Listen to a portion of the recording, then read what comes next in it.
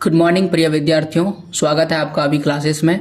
और आज से मैं आप सबों के लिए शुरुआत कर चुका हूं ज्योग्राफी, जिसका मैंने पहला चैप्टर अपलोड कर दिया था। ये दूसरा चैप्टर है और इस दूसरे चैप्टर में हम लोग पढ़ेंगे विश्व जनसंख्या के बारे में। ये पूरा वीडियो 12th के ज्योग्राफी से रिलेटेड है। तो अगर आप 12th में अपनी परीक्षा की तैयारी कर रहे हैं तो 12th ज्योग्राफी का ये एक NCERT सॉल्यूशन है जिसका मैंने सीरीज शुरू किया है और जिसमें पहला वीडियो मैंने अपलोड कर दिया था। इस पूरे वीडियो का खासियत यह है कि मैं पूरा जो है आपको चैप्टर एक्सप्लेन करूंगा और लास्ट में आपको क्वेश्चन और आंसर जो है वो किस प्रकार से लिखना है यह भी मैं आपको बताऊंगा। और मेरा ये प्रयास रहेगा कि जैसे ही NCERT का पूरा जो ज्योग्राफी खत्म हो जाएगा बुक, तो इसके बाद मैं इसके लिए एक बेस्ट क्वेश्चन आंसर सॉल्यूशन वाला वीडियो भी अपलोड करूंगा। तो प्लीज़ आप सब्सक्राइब कर लीजिएगा चैनल को और इस चैनल से बने रहिएगा। और किसी भी प्रकार के नए चीज़ अगर आप चाहते हैं 12th से रिलेटेड ज्योग्राफी से, तो आप हमें बोलिएगा, वो सारा चीज़ हम आपको प्रोवाइड करेंगे। तो आइए पढ़ते हैं जो 12th ज्योग्राफी का दूसरा चैप्टर। और दूसरे चैप्टर में हम लोग पढ़ेंगे विश्व की जनसंख्या के बारे में। पूरे विश्व में जनसंख्या कैसा है, वितरण, कहाँ पर अधिक जनसंख्या है, कहाँ पर कम जनसंख्या है, और कौन से ऐसे क्षेत्र हैं जहाँ पर जनसंख्या सबसे अधिक है यानी घनत्व में सबसे ज़्यादा अधिक है, और कौन सा ऐसा है जो जहाँ पर घनत्व कम है। तो आगे हम घनत्व बताएंगे, जनसंख्या घनत्व क्या होता है। फिर हम आपको वृद्धि को बताएंगे, यानी कि कहाँ पर जनसंख्या वृद्धि हो रही है और कहाँ पर जनसंख्या वृद्धि नहीं हो रही है। ये पूरा इस चैप्टर में पढ़ना है। अगर इस चैप्टर के पूरे टॉपिक को एक बार में देखा जाए तो कुछ इस प्रकार से है। सबसे पहले विश्व जनसंख्या वितरण को समझेंगे, पहला पॉइंट है। और इसी के बाद हम लोग जनसंख्या घनत्व को पढ़ेंगे दूसरे नंबर पर, कि जनसंख्या घनत्व कैसा है।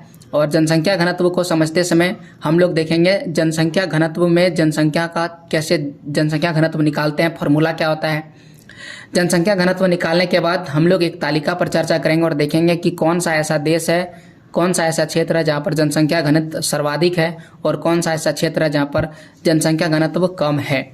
और इसी प्रकार से फिर हम लोग देखेंगे वितरण के बारे में, जनसंख्या कहाँ रहती है, कौन सा ऐसा क्षेत्र है जहाँ पर जनसंख्या रहना पसंद करते हैं। इसका 3 अलग अलग कारण है। पहला जो है उसे हम भौगोलिक कारण कहते हैं। दूसरा जो कारण है उसे हम आर्थिक कारक कहते हैं। और तीसरा जो कारण है वो है सांस्कृतिक कारण, जिसे सामाजिक एवं सांस्कृतिक कारण कहते हैं। फिर आता है जनसंख्या में वृद्धि। ये लास्ट टॉपिक है, जैसा कि हम लोग देख चुके हैं। 3 टॉपिक पढ़ना है, जनसंख्या वितरण और जनसंख्या वृद्धि और जनसंख्या घनत्व। और लास्ट में जनसंख्या वृद्धि के बारे में पढ़ेंगे।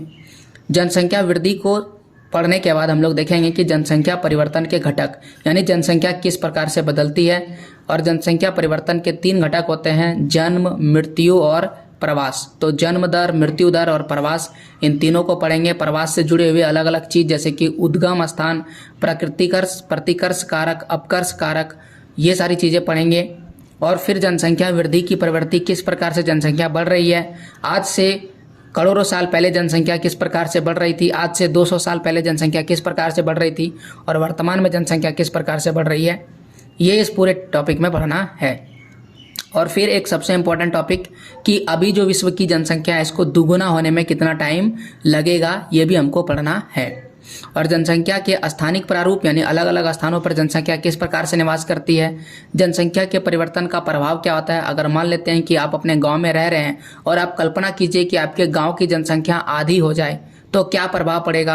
और आप ऐसा कल्पना कीजिए कि आपके गांव की जनसंख्या डबल हो जाए, जितना अभी है उससे डबल हो जाए। जैसे मान लेते हैं कि अभी आपकी जनसंख्या 200 है तो आपके गांव की जनसंख्या 400, 500 हो जाए। या अगर आप शहर में रह रहे हैं तो आप कल्पना कीजिए आपके शहर की जनसंख्या 50,000 है, वह डबल हो जाए, 1 लाख हो जाए, तो क्या समस्याएं आ सकती है। और अगर वही 50,000 जनसंख्या घट करके 10,000 हो जाए तो क्या समस्याएं आ सकती है। तो ये वो कारक है जिससे पता चलता है कि जनसंख्या परिवर्तन से हमें किन किन समस्याओं का सामना करना पड़ता है। तो ये सारी चीज़ें हम लोग पढ़ेंगे कि जनसंख्या परिवर्तन का क्या प्रभाव पड़ता है किसी भी क्षेत्र में। और एक और सबसे महत्वपूर्ण, जिसे हम जनांकीय संक्रमण कहते हैं। जनांकीय संक्रमण क्या होता है, जिसमें जनांकीय चक्र पढ़ेंगे और फिर जनांकीय संक्रमण इस पूरे फोटो के मदद से समझेंगे। और इससे परीक्षाओं में सवाल बहुत ही महत्वपूर्ण बनता है।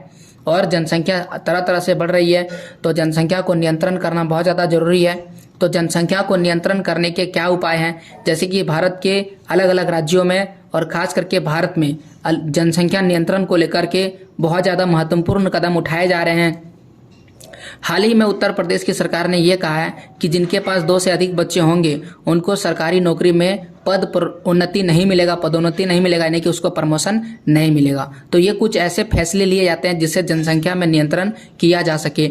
और जनसंख्या नियंत्रण बहुत ज़्यादा जरूरी है, खास करके भारत के लिए, क्योंकि भारत की जनसंख्या बहुत ज़्यादा तेज़ी से बढ़ रही है और जनसंख्या बढ़ने से हमें कई समस्याओं का सामना करना पड़ता है। और अंत में मैं आपको सारे सवालों का जवाब भी बताऊंगा। तो ये पूरा वीडियो इस तरह से होने वाला है। चैप्टर 1 भी मैंने ऐसे ही बताया था। तो अगर आप चैप्टर 1 पढ़ लिए हैं तो आपको पता चल गया होगा कि इस पूरे चैप्टर को हम लोग किस तरह से पढ़ने वाले हैं।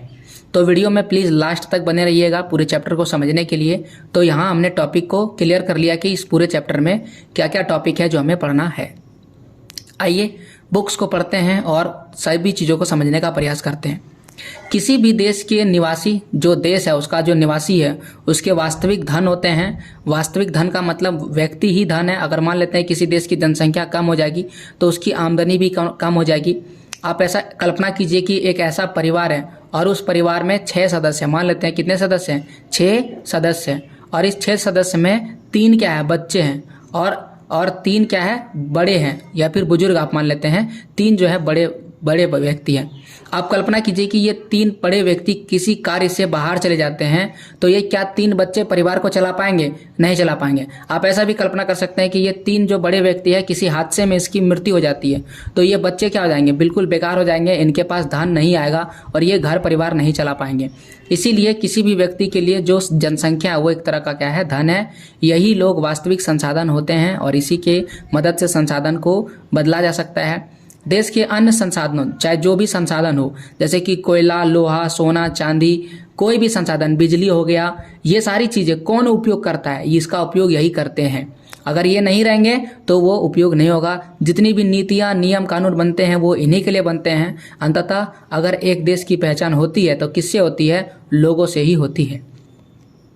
अब हमें यह जानना बहुत ज़्यादा जरूरी है कि किसी भी देश में कितनी स्त्रियाँ हैं और कितने पुरुष हैं, तभी तो पता चलेगा कितने लोग कार्यरत हैं और कितने लोग कार्यरत नहीं हैं, कहाँ पर स्त्रियां काम कर रही है और कहाँ पर पुरुष काम कर रहे हैं। यह भी जानना जरूरी है कि एक साल में कितने बच्चे जन्म लेते हैं, कितने लोगों की मृत्यु होती है और ये कैसे हो रही है, कारण भी जानना पड़ेगा। अगर मृत्यु का कारण नहीं पता चलेगा तो जनसंख्या दिन प्रतिदिन घटती चली जाएगी।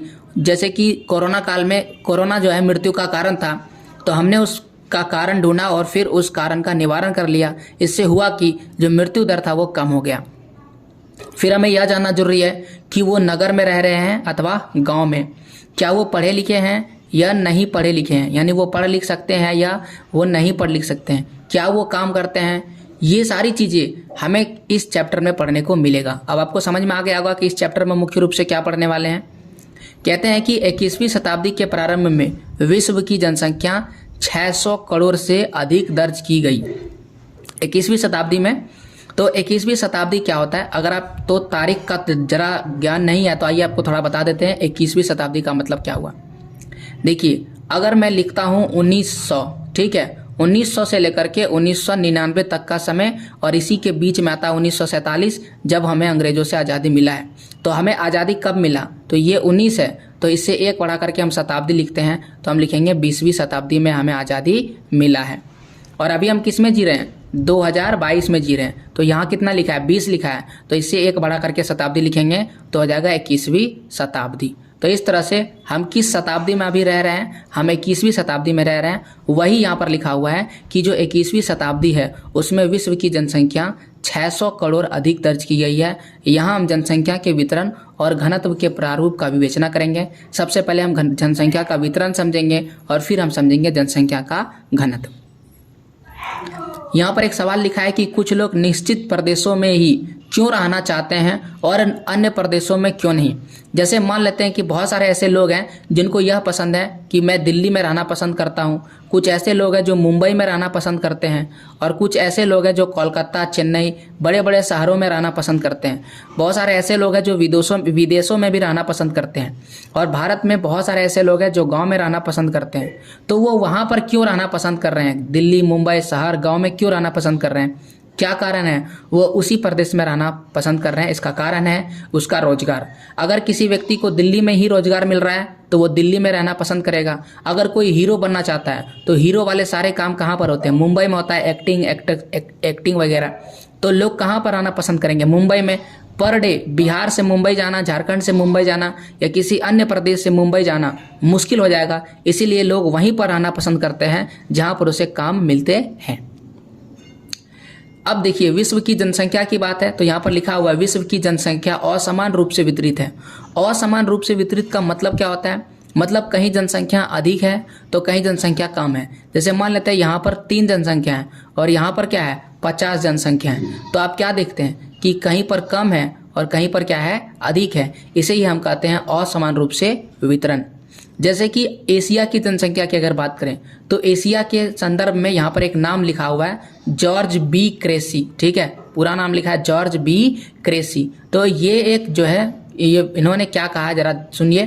तो ये कहते हैं कि जो हमारी जनसंख्या है खास करके एशिया की जनसंख्या, एशिया में बहुत अधिक स्थानों पर कम लोग और कम स्थानों पर बहुत अधिक लोग रहते हैं। यहाँ समझिए बहुत अधिक स्थानों पर कम लोग रहते हैं। जैसे मान लेते हैं कि ये बहुत अधिक स्थान है और ये बहुत ही कम स्थान है, तो ये स्थान कैसा है? कम स्थान है। कम स्थान मतलब जगह थोड़ा सा छोटा है, और ये वाला बड़ा है तो ये क्या है? अधिक स्थान है, मतलब स्थान थोड़ा सा क्या है? बड़ा है। और कह रहे हैं कि जहाँ पर कम स्थान है वहाँ पर जो है, जहाँ पर अधिक स्थान है वहाँ पर कम लोग रह रहे हैं। जैसे यहाँ पर अधिक स्थान है तो यहाँ पर मान लेते हैं कि कम लोग रह रहे हैं। जैसे मान लेते हैं यहाँ पर 50 लोग रह रहे हैं। उसी प्रकार से जहाँ पर कम स्थान है वहाँ पर अधिक लोग रह रहे हैं, तो यहाँ पर आप मान लेते हैं कि 200 आदमी रह रहे हैं। तो आप कल्पना कर सकते हैं कि कम स्थान पर अधिक लोग रह रहे हैं और अधिक स्थान पर कम लोग रह रहे हैं, इससे समस्याएं हो सकती है।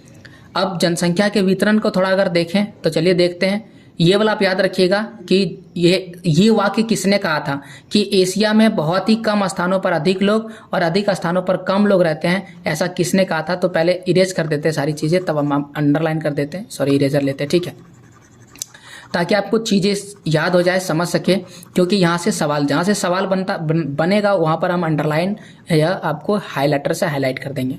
तो देखिए यहाँ से सवाल बनेगा तो क्या बनेगा कि जॉर्ज बी क्रेसी की टिप्पणी क्या है, या फिर आपसे ये पूछा जाएगा कि एशिया में बहुत ही कम स्थानों पर बहुत अधिक स्थानों पर कम लोग और कम स्थानों पर बहुत अधिक लोग रहते हैं, ऐसा किसने कहा था? तो इसका जवाब होगा जॉर्ज बी क्रेसी ने कहा था। अब जरा विश्व की जनसंख्या को देख लेते हैं। तो जनसंख्या के वितरण और घनत्व के प्रारूप में हमें किसी क्षेत्र की जनांकीय विशेषताओं को समझने में मदद करते हैं। तो यहाँ पर यह सवाल बनेगा कि जनसंख्या का वितरण से हमें क्या पता चलता है? हमें यह पता चलता है कि वहाँ पर जनांकीय विशेषता का मतलब स्त्री पुरुष बच्चे कैसे हैं, कितने प्रकार के हैं, ये सारी चीज़ें पता चलता है। स्त्री की संख्या क्या है, पुरुष की संख्या क्या है, बच्चों की संख्या क्या है, लोग कहाँ पर रह रहे हैं, इसे हम जनांकीय विशेषता कहते हैं। मतलब जनसंख्या की विशेषता के बारे में पता चलता है। जनसंख्या वितरण शब्द का अर्थ पृष्ठभूमि पर लोग किस प्रकार वितरित हैं। तो जनसंख्या वितरण का अर्थ क्या है? इसका अर्थ है कि पृष्ठभूमि मतलब धरती पर लोग कैसे बटे हुए हैं, इस बात से लगाया जाता है। मोटे तौर पर विश्व की जनसंख्या का 90% इसके 10% स्थल में निवास करता है। तो ये समझना पड़ेगा क्या लिखा गया है। तो मान लेते हैं कि हम यहाँ पर एक पाई चार्ट बनाते हैं। तो आइए एक पाई चार्ट बनाते हैं इसे समझने के लिए। तो यहाँ पर हम क्या करते हैं, एक पाई चार्ट बनाते हैं।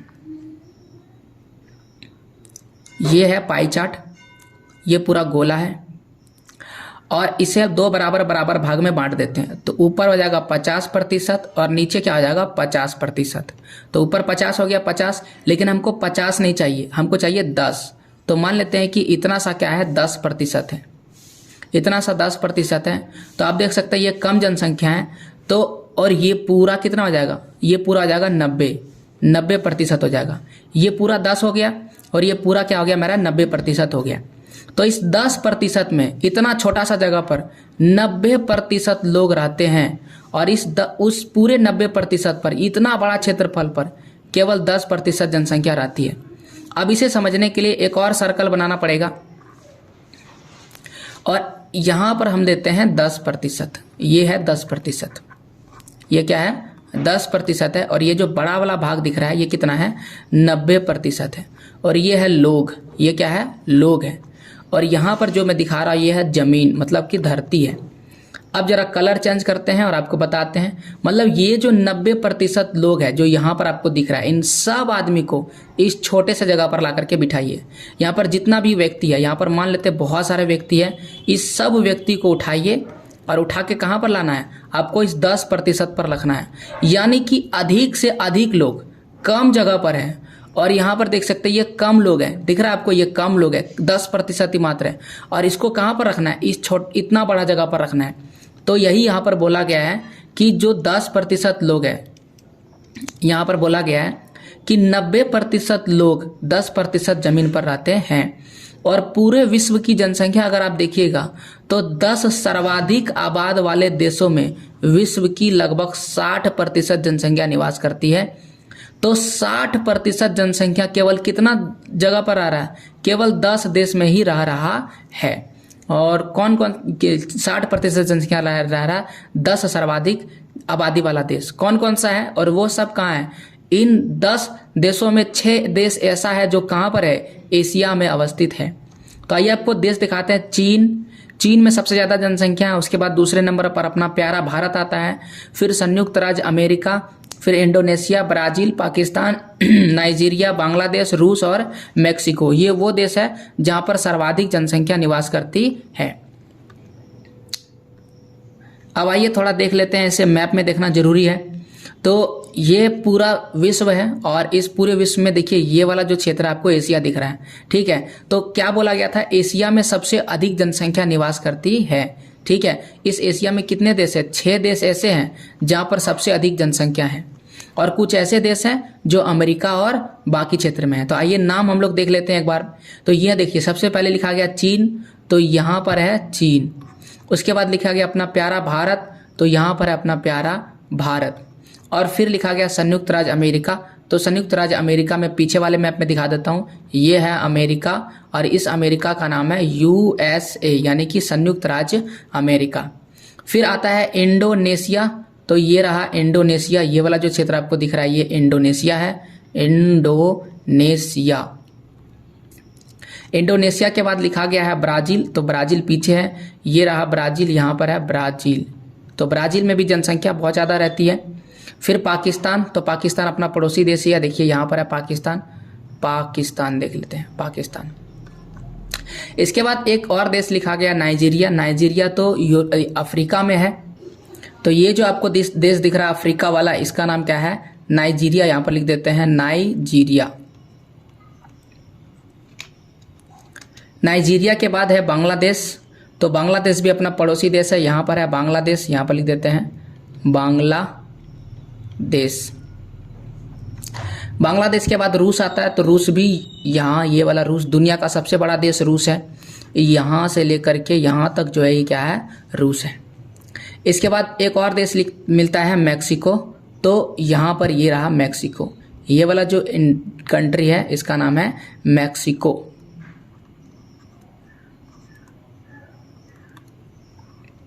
तो इस तरह से अगर आप देखें तो 4 देश ही इधर उधर देखने को मिलता है, और बाकी जो देश है आप देखें तो 6 देश कहाँ पर है, केवल और केवल एशिया में है। इसलिए एशिया को सबसे ज़्यादा जनसंख्या वाला महादेश माना जाता है।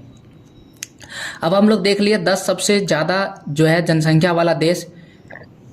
यहाँ पर एक और चीज़ लिखा था, छूट गया था, ये देखते हैं। स्वर्ण से नहीं, स्वर्ण का मतलब होता है सोना, सोना से नहीं वरन केवल स्त्रियों और पुरुषों से एक राष्ट्र मजबूत और महान बनता है। यानी कोई देश अगर महान बनता है तो सोना से नहीं, बल्कि उसके पास क्या होना चाहिए, स्त्रियां और क्या होना चाहिए, पुरुष होना चाहिए, यानी कि जनसंख्या होना चाहिए। सत्य और सम्मान के खातिर जो डटे रहते हैं और कष्ट झेलते हैं, जो परिश्रम करते हैं, जब अन्य निद्रामग्न का मतलब सो रहे होते हैं, जो साहस दिखाते हैं, तब अन्य भाग खड़े होते हैं, वही लोग राष्ट्र के स्तंभ की गहरी नींव डालते हैं। यानी जो सत्य के लिए टिके रहते हैं, जो सम्मान के खातिर डटते हैं, जो कष्ट को झेल सकते हैं, और जो बहुत ज़्यादा परिश्रम करते हैं, और जब दूसरा कोई क्या रहता है, सो रहा होता है, तब ये सारी चीज़ें करते हैं। और जो साहसी होते हैं, साहस डरपोक नहीं, डरपोक का उल्टा होता है साहसी, जब लोग साहस दिखाते हैं और कुछ लोग ऐसे होते हैं जो डर के भाग खड़े होते हैं, तो जो साहस दिखाते हैं, जो ये सारी चीज़ें करते हैं, परिश्रम करते हैं, कष्ट झेलते हैं, वही लोग राष्ट्र के स्तंभ की गहरी नींव डालते हैं और आकाश तक उसे ऊंचा उठाते हैं। ऐसा किसने कहा था? राल्फ वाल्डो इमर्सन ने कहा था। तो ये भी वाक्य है बड़े व्यक्ति का, तो ये याद रखना है। तो जनसंख्या हम लोग देख लिए, विश्व का जनसंख्या कैसा है। तो विश्व में कम स्थानों पर अधिक जनसंख्या निवास कर रही है और ज़्यादातर जनसंख्या एशिया के 6 देशों में है। और एशिया के 6 देश कौन कौन सा है? तो इसमें हम एशिया के अलावा बाकी देश हटा देते हैं, जैसे ब्राज़ील एशिया में नहीं है, इसके अलावा नाइजीरिया एशिया में नहीं। नाइजीरिया कहाँ पर है? ये अफ्रीका में है, अफ्रीका में है, याद रखते हैं। ब्राज़ील कहाँ पर है? ब्राज़ील दक्षिणी अमेरिका में है, ब्राज़ील दक्षिणी अमेरिका महादेश में है।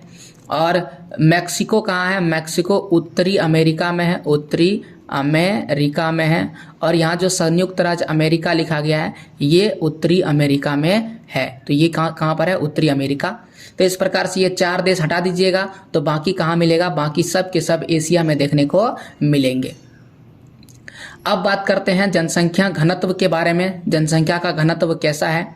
तो जनसंख्या घनत्व निकालने के लिए एक फार्मूला होना चाहिए। तो वो फार्मूला कौन सा है?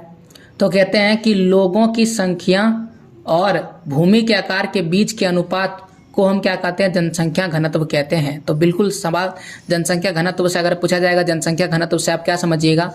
देखिएगा, लोगों की संख्या और भूमि के आकार के बीच के अनुपात को क्या कहते हैं? जनसंख्या का घनत्व कहते हैं। तो इसका मतलब हो गया कि प्रत्येक इकाई में उस पर रह रहे लोगों की पोषण की सीमित क्षमता होती है। यानी लोगों को पोषण का मतलब होगा तो लोगों को खिलाने की क्षमता जो है सीमित होती है, लेकिन फिर भी अगर अधिक लोग रहेंगे तो उसके लिए भोजन बाहर से लाना पड़ेगा। जैसे कि हम सभी जानते हैं कि दिल्ली, मुंबई, चेन्नई, कोलकाता ये वैसे जगह है जहाँ पर जनसंख्या अत्यधिक है, आवश्यकता से अधिक है। तो यहाँ पर जो बाकी चीज़ें रहना चाहिए, जैसे फल फूल, सब्जी या भोजन वगैरह, वो सारी चीज़ें कहाँ से लाया जाता है? बाहर से ला करके देना पड़ता है, और वह उसके लिए क्या पड़ जाता है? महंगा पड़ता है। इसीलिए अगर आप बड़े शहरों में रहते हैं तो वहाँ पर चीज़ें आपको महंगी मिलती है, जबकि छोटे शहरों में और गांव में वस्तुएं, यहाँ तक कि खाद्य पदार्थ आपको आसानी से और सस्ती मिल जाती है। भले ही खाद्य पदार्थ के अलावा बाकी चीज़ें शहरों में सस्ती मिले, लेकिन खाद्य पदार्थ जो जीवन के लिए अति आवश्यक है वो आपको महंगा देखने को मिलता है। तो जनसंख्या घनत्व क्या है, इसका तो आंसर दे दिए, लेकिन जनसंख्या घनत्व निकालने के लिए कुछ फार्मूला होता है।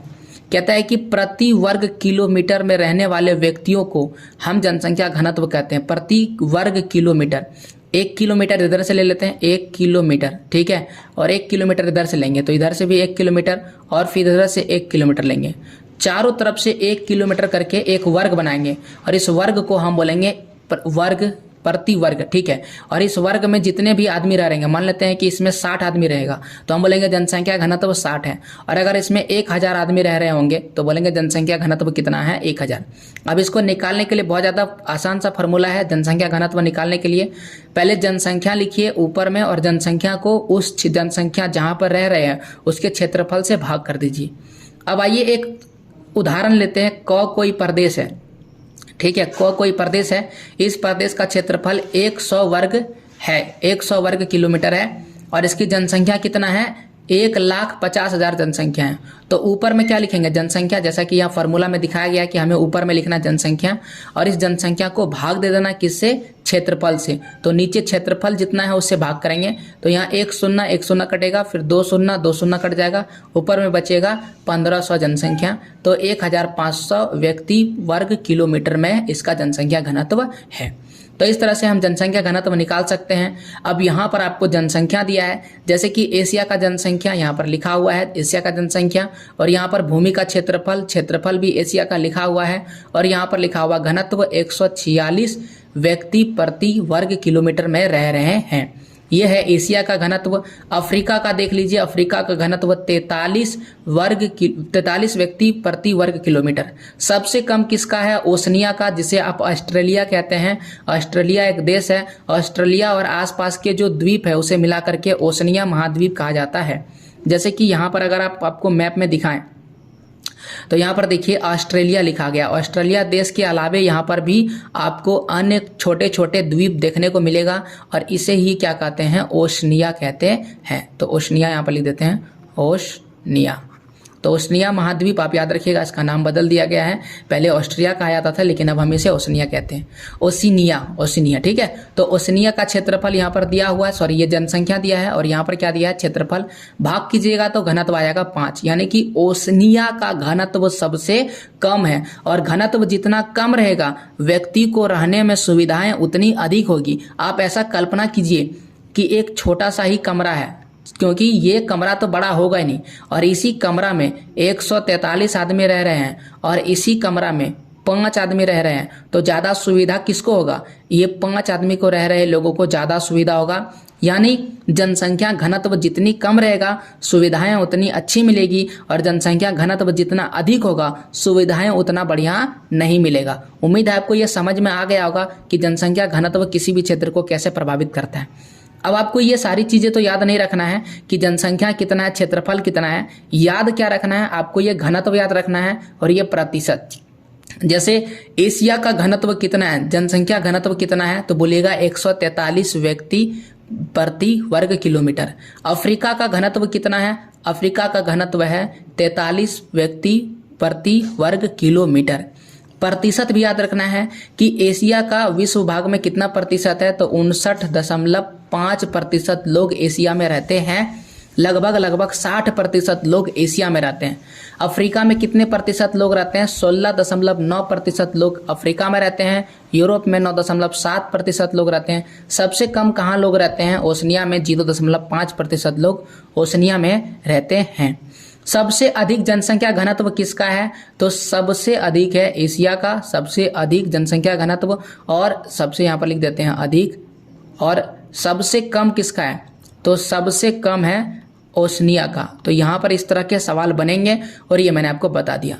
तो आप चाहें तो इसका एक स्क्रीनशॉट ले लीजिए और इसको लिख लीजिए, ठीक है। अब आइए पढ़ते हैं आगे, कहानी पढ़ते हैं। यहाँ पर वही लिखा हुआ है, एशिया का सबसे अधिक जनसंख्या घनत्व है और ओशनिया का क्या है? सबसे कम है।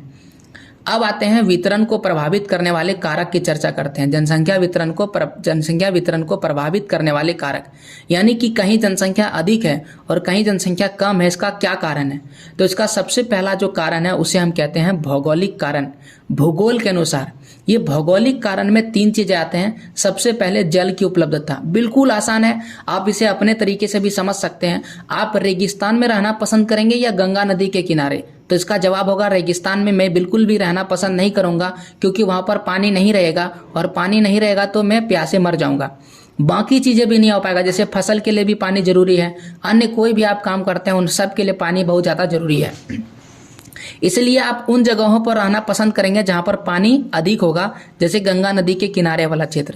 इसीलिए गंगा नदी के किनारे सर्वाधिक जनसंख्या निवास करती है, जैसे कि उत्तर प्रदेश। तो जहां पर जल उपलब्ध होगा, जल ही जीवन का सर्वाधिक महत्वपूर्ण कारक है। अतः लोग उन क्षेत्रों में बसने को प्राथमिकता देते हैं, मतलब उन क्षेत्रों में रहना पसंद करते हैं जहां जल जो है वो आसानी से उपलब्ध होता है। अब जहां जल आसानी से उपलब्ध नहीं होगा, लोग वहां पर रहना पसंद नहीं करेंगे, क्योंकि जल का बहुत ज़्यादा उपयोग है। जैसे जल हम लोग पीने के लिए प्रयोग करते हैं, नहाने के लिए प्रयोग करते हैं, भोजन बनाने के लिए प्रयोग करते हैं, पशुओं को खिलाने के लिए पिलाने के लिए प्रयोग करते हैं, फसल को उपजाने के लिए प्रयोग करते हैं, उद्योगों मतलब फैक्ट्री के लिए भी हमें पानी बहुत ज़्यादा जरूरी है, और नाव संचालन मतलब नाव को चलाने के लिए भी हमें पानी चाहिए। तो इस तरह से इन सभी कार्यों के लिए हमें पानी बहुत ज़्यादा जरूरी है। यही कारण है कि जो नदी घाटियाँ हैं विश्व के सबसे सघन बसे हुए क्षेत्र हैं। तो याद रखिएगा कि सबसे सघन बसे हुए क्षेत्र आपको कहाँ मिलेंगे? नदी घाटियों में। इसका कारण है कि लोग यहाँ पर रहना पसंद करते हैं। इसका कारण यही है कि जल की उपलब्धता, लोग उन क्षेत्रों में रहना पसंद नहीं करते हैं जहाँ पर जल आसानी से उपलब्ध नहीं हो। दूसरा जो है चीज़ है वो कहलाता है भू आकृति। तो भू आकृति भी एक महत्वपूर्ण योगदान निभाता है किसी भी व्यक्ति के निवास के लिए। तो भू आकृति में क्या आता है? भू आकृति का मतलब होता है जमीन का आकार। जैसे बिहार में सबसे ज़्यादा लोग हैं, उत्तर प्रदेश में भी। इसका कारण है कि वो एक उत्तरी मैदान है, बिल्कुल समतल मैदान है। समतल वाले क्षेत्रों में क्या होता है? मकान बनाना, सड़कें बनाना, बाकी सारी चीज़ें आसान हो जाता है, यहाँ तक कि खेती करना भी आसान होता है। लेकिन आपको ऐसा बोल रहे हैं कि पहाड़ वाला क्षेत्र में रहिए, सड़क बनाना, खेती करना, मकान बनाना, सारी चीज़ें मुश्किल हो जाएगा। और लोग इन क्षेत्रों में रहना पसंद नहीं करते हैं। इसीलिए लोग कहाँ पर रहना पसंद करेंगे? समतल और मंद ढाल। मंद ढाल नहीं, ये देखिए ये जो ढाल है इसे कहते हैं तीव्र ढाल। ये जो ढाल है ये कैसा ढाल है? ये तीव्र ढाल है। मंद ढाल किसको कहते हैं? ये है मंद ढाल। यानी कि हल्का अगर ढाल वाला भी रहेगा तो लोग रहना पसंद कर लेंगे, लेकिन ज़्यादा ढाल रहेगा तो लोग रहना पसंद नहीं करेंगे। तो किस क्षेत्र तो लोग उन क्षेत्रों में रहना पसंद करते हैं जहाँ पर ज़मीन कैसा होता है? समतल, और ढाल कैसा होता है? मंद ढाल होता है। इसका कारण यही है कि ऐसे क्षेत्रों में फसल का उत्पादन आसान होता है, इन क्षेत्रों में सड़कों का निर्माण आसान होता है और उद्योगों के लिए अनुकूल होते हैं। उद्योगों का मतलब फैक्ट्री वगैरह भी लगाना आसान होता है। आप सभी जानते हैं कि फैक्ट्रियों के लिए हमें हैवी गाड़ियाँ लाना पड़ता है, बहुत ज़्यादा सामान एक स्थान से दूसरे स्थान पर लाना और ले जाना होता है। अब अगर बड़ी बड़ी गाड़ियाँ नहीं आएगी, पहाड़ पर्वत पर बड़ी बड़ी गाड़ियाँ को चढ़ाना पड़ेगा, या फिर एक ऐसा क्षेत्र जहाँ पर गाड़ियों को लाना और ले जाना मुश्किल होगा, तो उन क्षेत्रों पर फैक्ट्रियां नहीं लगाया जा सकता है। इसलिए इन क्षेत्रों में ज़्यादा फैक्ट्रियां लगती है। अगर हम पर्वतीय क्षेत्र की बात करें या पहाड़ी क्षेत्र की बात करें, जो बहुत बड़े बड़े पर्वत है, जो बड़े बड़े पहाड़ी क्षेत्र हैं, यहाँ पर परिवहन तंत्र का विकास जो है अवरोधक है। परिवहन तंत्र का मतलब होता है यहाँ पर जो सड़कें हैं वो नहीं बनाई जा सकती है अच्छी तरीके से, इसे परिवहन तंत्र कहते हैं। इसलिए प्रारंभ में कृषिगत और औद्योगिक विकास के लिए अनुकूल नहीं है। इसलिए ये कृषि के लिए भी उतना बढ़िया नहीं है और साथ ही साथ उद्योगों के लिए भी उतना ज़्यादा नहीं है। अतः इन क्षेत्रों में कम जनसंख्या पाई जाती है। तो आप याद रखिएगा किन क्षेत्रों में कम जनसंख्या पाई जाती है? जो पहाड़ी क्षेत्र होता है।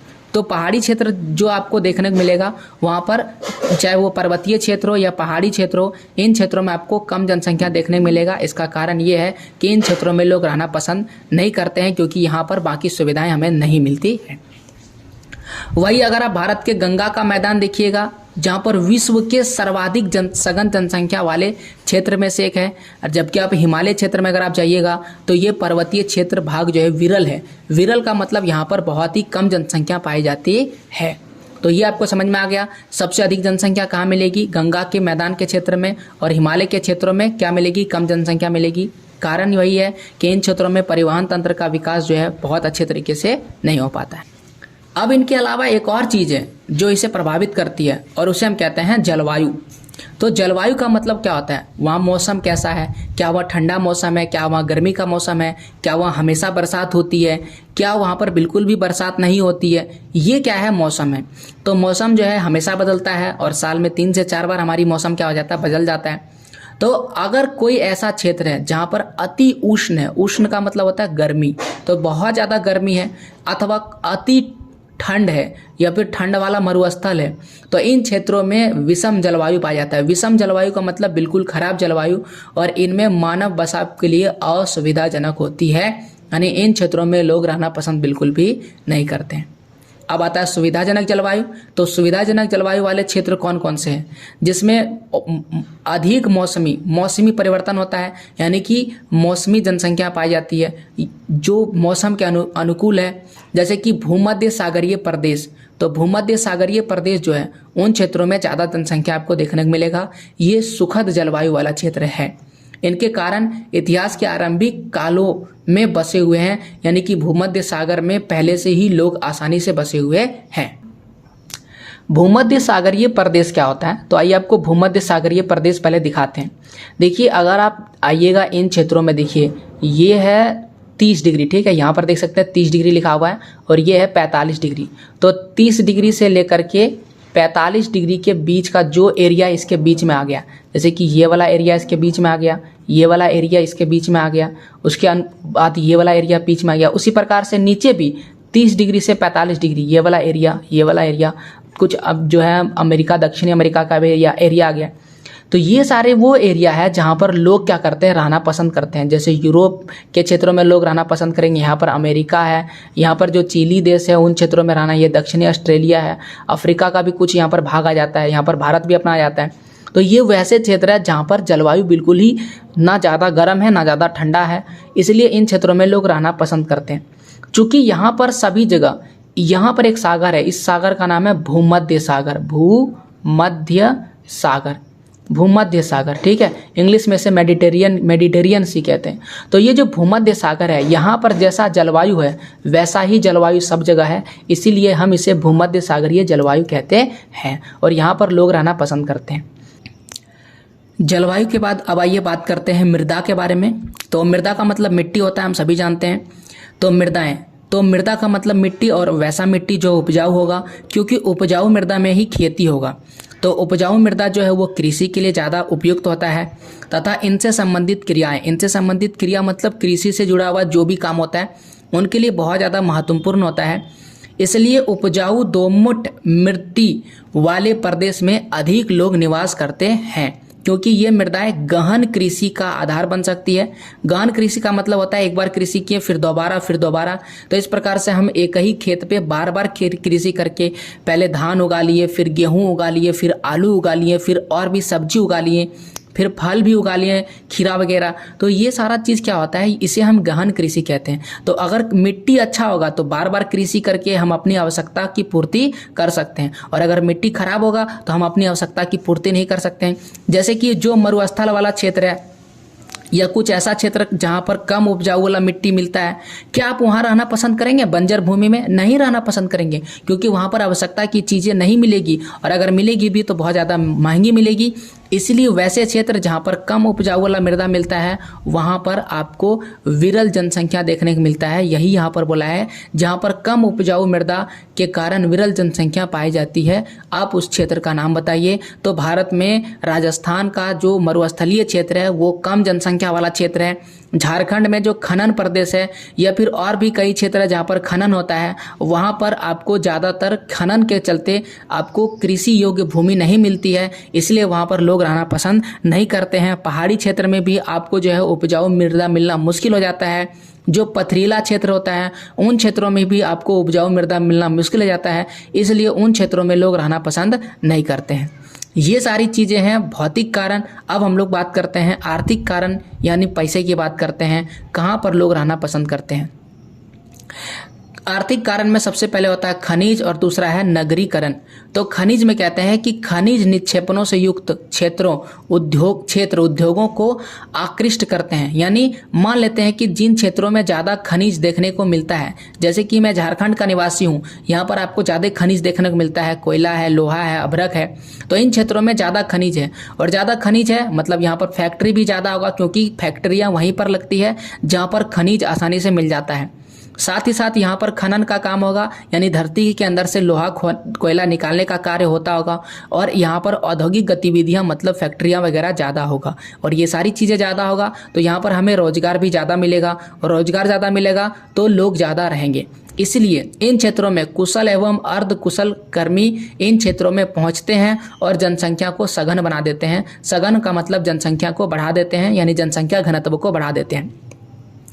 अफ्रीका का, यहाँ पर देखिए क्षेत्र का नाम लिखा है, तो क्षेत्र का नाम तो हमें याद रखना पड़ेगा। कौन कौन सा क्षेत्र है? अफ्रीका का कटंगा, जाम्बिया, तांबा पेटी का इसका एक अच्छा उदाहरण है। तो अफ्रीका का कटंगा और दूसरा जो क्षेत्र लिखा है जाम्बिया, ये कैसा है? तांबा पेटी है, यानी यहाँ पर तांबा निकलता है, इसीलिए इन क्षेत्रों में अफ्रीका के ज़्यादातर लोग रहते हैं। आइए अब आता है नगरीकरण की बात करते हैं। नगर का मतलब होता है शहर बनना, सभी जानते हैं। तो यहाँ पर लिखा है कि नगर रोजगार के बेहतर अवसर देते हैं। क्यों बेहतर अवसर देते हैं? क्योंकि यहाँ पर ज़्यादा से ज़्यादा काम देखने को मिलता है, क्योंकि यहाँ पर ज़्यादा से ज़्यादा स्कूल है, शैक्षणिक संस्थाएं हैं, तो लोग पढ़ाई करने के लिए भी नगर में रहना पसंद करते हैं। चिकित्सा संबंधित सुविधाएं हैं, जैसे कि आप बीमार पड़े, आपको तुरंत दवाई नहीं मिला तो आपकी बीमारी बढ़ सकती है, यहाँ तक कि आप मौत भी हो सकता है आपकी। तो इसीलिए जहाँ पर चिकित्सा सुविधाएं ज़्यादा बेहतर मिलता है, लोग उन क्षेत्रों में रहना पसंद करते हैं। और हम सभी जानते हैं कि शहरों में, नगरों में चिकित्सा सुविधाएं हमें आसानी से मिल जाती है, इसलिए लोग नगरीय क्षेत्र में रहना पसंद करते हैं। परिवहन भी आसानी से मिल जाता है, गाड़ी वगैरह, वाहन वगैरह। शहर में आपको बस, ट्रेन तक मिल जाएगा, और अगर आप बड़े शहर में तो आपको हवाई जहाज का भी सफ़र का आनंद मिल जाएगा। लेकिन छोटे शहरों में, गांव में आपको जल्दी तर गाड़ियां नहीं मिलती है, कहीं भी आने जाने में आपको दिक्कतों का सामना करना पड़ता है। साथ ही साथ संचार सुविधाएं, इंटरनेट वगैरह सही तरीके से नहीं चलता है। जैसे आप कमेंट करके बताइए कि क्या आपके यहाँ इंटरनेट बढ़िया चल रहा है और आप किस क्षेत्र से संबंध रखते हैं, ग्रामीण क्षेत्र से या नगरीय क्षेत्र से। तो आप संचार बेहतर होगा तो लोग वहाँ पर रहना पसंद करेंगे। इसलिए अच्छी नगरीय सुविधाएं तथा नगरीय जीवन के आकर्षण लोगों को नगरों की ओर खींचते हैं और लोग नगर में बसने लगते हैं। इससे ग्रामीण क्षेत्रों से नगरीय क्षेत्रों में प्रवास होता है, यानी कि लोग गाँव को छोड़ देते हैं और नगर में चले जाते हैं। तो जब कोई व्यक्ति अपने स्थान को छोड़ करके किसी दूसरे स्थान पर जाते हैं तो उसे हम प्रवास करते हैं। अब चूंकि लोग गांव को छोड़ के शहर गए तो शहर की जनसंख्या क्या हो जाएगी, बढ़ जाएगी। इसीलिए जो नगर होता है, नगर का जनसंख्या दिन प्रतिदिन बढ़ता जा रहा है। विश्व के विराट नगर प्रतिवर्ष बड़ी संख्या में प्रवासियों के निरंतर आकर्षित करते हैं। जो विराट नगर है, बड़े बड़े नगर है, वहाँ पर बहुत बड़ी जनसंख्या वहाँ पर जाते हैं और बहुत सारे ऐसी जनसंख्या वहाँ पर जाकर के बस जाते हैं। आगे देखिए यहाँ पर लिखा हुआ है कि ये सारी सुविधाएं हैं, लेकिन फिर भी जो नगरीय जीवन है अत्यंत कष्टदायक हो सकता है। क्यों हो सकता है कष्टदायक, आप बताइए। तो इसका कारण ये है कि नगरों में सारी सुविधाएं तो है, लेकिन अगर आपके पास रोजगार नहीं है तो आप नगर में नहीं बस सकेंगे, क्योंकि नगरों में रहने के लिए आपके पास रोजगार होना जरूरी है। साथ ही साथ रोजगार के अलावा वहाँ पर आपका अपना खुद का मकान होना चाहिए। अगर खुद का मकान नहीं होगा तो आप किराया दे करके ज़्यादा दिनों तक नहीं रह पाएंगे। लोगों को सही जगह पर मकान नहीं मिल पाता है, सुविधाएं नहीं मिल पाता है, और इन सभी चीज़ों के चलते लोग नगरीय जीवन में बहुत ज़्यादा कष्टदायक होता है। वहाँ पर सारी चीज़ें बहुत ज़्यादा महंगा है। आपको बता चुके हैं कि शहरों में खाद्य पदार्थ बाकी चीज़ों से महंगे होता है। आप इलेक्ट्रॉनिक सामान नहीं खाइएगा, वही सस्ता मिलेगा। आप जो है जो चीज़ें वहाँ पर सस्ती मिलनी चाहिए वो चीज़ें महंगी है, और जो महंगी है वो चीज़ें आपके लिए ज़रूरी नहीं है, जो सस्ती है वो आपके लिए ज़रूरी नहीं है। तो इसीलिए जो नगरीय जीवन है वो आपके लिए बेस्ट नहीं होता है, बहुत ज़्यादा कष्टदायक होता है। नगरों में कष्टदायक जीवन का एक और कारण है, यहाँ पर बहुत ज़्यादा प्रदूषण फैलता है, गाड़ियों के चलते बहुत ज़्यादा शोर शराबा होता है, और इन्हीं सभी चीज़ों के चलते जो नगरीय जीवन है वो कष्टदायक है। अब आता है औद्योगिकरण, मतलब फैक्ट्री वगैरह। औद्योगिक पेटियां रोजगार के अवसर उपलब्ध कराती है। हम सभी जानते हैं औद्योगिक पेटियां का मतलब जहां पर उद्योग लगेगा वहां पर रोजगार मिलेगा। बड़ी संख्या में लोगों को आकर्षित करती है। इसमें केवल कारखानों के श्रमिक ही नहीं आते हैं, कारखानों में काम करने वाले ही लोग नहीं आते हैं, बल्कि परिवहन परिचालक, क्योंकि कारखानों में काम करने के लोग जाएंगे तो उसके लिए उसे गाड़ी चाहिए, तो गाड़ी चलाने वाले को रोजगार मिलेगा। वो वहां पर रहेंगे तो दुकान से सामान खरीदेंगे, दुकानदार को जो है नौकरी मिलता है। ज़्यादा लोग शहरों में रहेंगे तो बैंक में ज़्यादा पैसा जमा होगा, तो बैंक कर्मी की जरूरत पड़ती है। लोग ज़्यादा बीमार पड़ेंगे, डॉक्टर का जरूरत पड़ेगा। लोग पढ़ेंगे तो अध्यापक का जरूरत पड़ेगा। और भी कई सेवाएं, जैसे कि आप बाल कटाएंगे, कपड़े सिलवाएंगे, कपड़े को इस्त्री करवाएंगे, कपड़े को धोने के लिए देंगे, ये सारी चीज़ें कराएंगे, तो इन सभी चीज़ें के लिए भी आपको सेवा का जरूरत पड़ेगा। तो इन लोगों को भी रोजगार मिलता है। तो यहाँ पर एक उदाहरण दिया गया है। कौन सा उदाहरण दिया है? जापान का। तो जापान का कौन सा क्षेत्र है? जापान का कोबो ओसाका प्रदेश अनेक उद्योगों की उपस्थिति के कारण सघन बसा हुआ क्षेत्र है। तो कोबो ओसाका जापान का क्षेत्र है और यहाँ पर बहुत ज़्यादा उद्योगों के चलते ये बहुत ही सघन है। सघन का मतलब घना बसा हुआ प्रदेश है। अब औद्योगिक के बाद आता है सामाजिक एवं सांस्कृतिक कारक। तो आइए सामाजिक एवं सांस्कृतिक कारक पर चर्चा करते हैं। अब देखिए सामाजिक और सांस्कृतिक कारक होता है क्या है। तो आइए मैं एक छोटा सा आपको उदाहरण देता हूँ। तो बिहार में जो है सबसे बड़ा त्यौहार जिसे माना जाता है वह है छठ पर्व। तो अगर आप बिहार से हैं तो आप इसे बहुत अच्छी तरह से परिचित होंगे, और अगर राज्य भारत के किसी भी प्रदेश से हैं तो आपको ये पता होगा बिहार में छठ पर्व का बहुत ज़्यादा महत्व है। लोग इसे कई महीनों पहले से इनका इंतजार करते हैं, तैयारी करते हैं। तो छठ एक बहुत महत्वपूर्ण पर्व है, इसीलिए कई लोग छठ पर्व को मनाने के लिए दूर दराज से भी बिहार में आ जाते हैं। तो ये क्या है? ये बिहार की संस्कृति है, बिहार की सामाजिक परंपरा है। लोग इनसे जुड़े हुए हैं और इसे छोड़ करके नहीं जाना चाहते हैं। तो कुछ ऐसे लोग हैं जो इस संस्कृति से आकर्षित होकर के, कई लोग दूसरे क्षेत्र में रहते हैं लेकिन उनसे आकर्षित होकर के वहाँ पर रहना पसंद करने लगते हैं। यही यहाँ पर लिखा है, कुछ स्थान धार्मिक एवं सांस्कृतिक महत्व के कारण अधिक लोगों को आकर्षित कर लेते हैं। जैसे कि मैं बाबा बैद्यनाथ धाम रहता हूँ, देवघर झारखंड में मेरा घर है। तो कई लोग बाबा बैद्यनाथ धाम, चूंकि यह धार्मिक स्थल है तो इस कारण से यहाँ पर लोग रहना पसंद करते हैं। जैसे बनारस में या काशी में आप जानते हैं ये सभी धार्मिक स्थल है, तो लोग वहाँ पर जाते हैं तो वहाँ पर भी रहना पसंद करते हैं, क्योंकि धार्मिक स्थल में एक तो आप धर्म से जुड़ जाते हैं और दूसरा आपको कोई ना कोई रोजगार मिल जाता है। ठीक उसी प्रकार से लोग उन क्षेत्रों को छोड़ के चले जाते हैं जहां सामाजिक एवं राजनीतिक अशांति होती है, समाज में चोरी चकारी होता है, वहां पर रेप होता है, जो महिलाओं के लिए पुरुष के लिए स्थान सही नहीं होता है, उन क्षेत्रों में लोग रहना पसंद नहीं करते हैं। राजनीतिक अशांति मतलब आए दिन आंदोलन होते रहते हैं, लड़ाई झगड़ा हिंसक टकराव होते रहते हैं, उन क्षेत्रों में भी लोग रहना पसंद नहीं करते हैं। तो वैसे क्षेत्र जो सामाजिक रूप से राजनीतिक रूप से अच्छे होते हैं लोग वहाँ रहना पसंद करते हैं, और जो अच्छे नहीं होते हैं वहाँ पर लोग रहना पसंद नहीं करते हैं। तो सामाजिक और सांस्कृतिक कारण आपको समझ में आ गया होगा। अब यहाँ पर और भी लिखा है कि कई बार सरकारें लोगों को विरल जनसंख्या वाले क्षेत्रों में बसने अथवा भीड़ भाड़ वाले स्थानों से चले जाने के लिए प्रोत्साहन देती है। तो ये भी होता है, कई बार भीड़ भाड़ जगह को छोड़ने के लिए कहता है, तो ऐसे में भी लोग उन स्थानों को छोड़ देते हैं। यहाँ पर लिखा हुआ है एक सवाल हमारे लिए कि क्या आप अपने प्रदेश के कुछ ऐसे उदाहरण दे सकते हैं, सोच सकते हैं जहाँ पर आपको विरल जनसंख्या से सघन जनसंख्या से विरल जनसंख्या में जाने के लिए कहा गया है। तो यहाँ पर तो उदाहरण नहीं है, लेकिन इतिहास में मुंबई में सबसे ज़्यादा जनसंख्या जब हो गई थी तो लोगों को बाहर रहने का सलाह दिया गया था, और वहाँ पर ट्रेनों का भी विकास किया गया था, मेट्रो का भी विकास किया गया था, इसलिए ताकि लोग दूर रह सके और वहाँ से भी काम करने के लिए आ सके। लोग इसलिए दूर में नहीं रहना चाहते थे क्योंकि वो समय पर काम पर नहीं पहुँच पाते थे, इसलिए लोग दूर नहीं रहते थे, वो पास में ही रहते थे ताकि आसानी से पहुंच सके। फिर जब वहाँ मेट्रो का विकास हुआ, रेलवे का ज़्यादा विकास हुआ, तो लोगों को ये सुविधा मिल गया कि अब वो दूर रह करके भी अपने काम पर समय पर जा सकते हैं। और आज भी आप देख सकते हैं कि लोग मेट्रो का केवल इसलिए यूज करते हैं ताकि वो आसानी से अपने कार्यस्थल पर पहुँच सके, और इसलिए वहाँ पर मेट्रो का टाइमिंग भी कुछ इसी तरह से सेट किया हुआ है। तो ये सारी चीज़ें क्यों हुआ था? क्योंकि वहाँ पर भीड़ भाड़ वाले क्षेत्र को कम करने के लिए ऐसा किया गया था। अब आइए अगला टॉपिक पर पढ़ते हैं, और वह है जनसंख्या वृद्धि। एक बार फिर से मैं आपको थोड़ा रिवाइज करवा देता हूं कि इस चैप्टर में क्या क्या चीज़ें दिया गया था ताकि आपको समझ में आए। सबसे पहले दिया गया था वितरण। तो वितरण हम लोग पढ़ लिए, जनसंख्या कैसा वितरण है। फिर हम लोग पढ़ लिए घनत्व के बारे में, जनसंख्या घनत्व कहाँ पर अधिक है, कहाँ पर कम है। और वितरण में हमने यह भी बता दिया कि लोग कहाँ पर रहना पसंद करते हैं और किन क्षेत्रों में लोग रहना पसंद नहीं करते हैं। और अब अंतिम टॉपिक है जो हम लोग पढ़ेंगे वृद्धि के बारे में। तो वृद्धि क्या होता है, आइए पढ़ते हैं। तो उम्मीद है आपको सारी चीज़ें बेहतर समझ में आ रहा है। तो अगर आपको समझ में आ रहा है तो कमेंट कर दीजिएगा और वीडियो को लाइक भी कर दीजिएगा, नहीं तो आप भूल जाइएगा जाते इसमें। तो प्लीज़ लाइक करके जाइएगा और ऐसे और वीडियोज़ के लिए सब्सक्राइब जरूर कीजिएगा। तो आइए जनसंख्या वृद्धि को समझते हैं। तो जनसंख्या वृद्धि की बात करें, वृद्धि का मतलब होता है बढ़ना, सीधा बात है। हमारी जनसंख्या दिन प्रतिदिन कई गुना तेज़ी से बढ़ रही है, और आने वाले समय में हम तो चाइना को भी पीछे कर देंगे।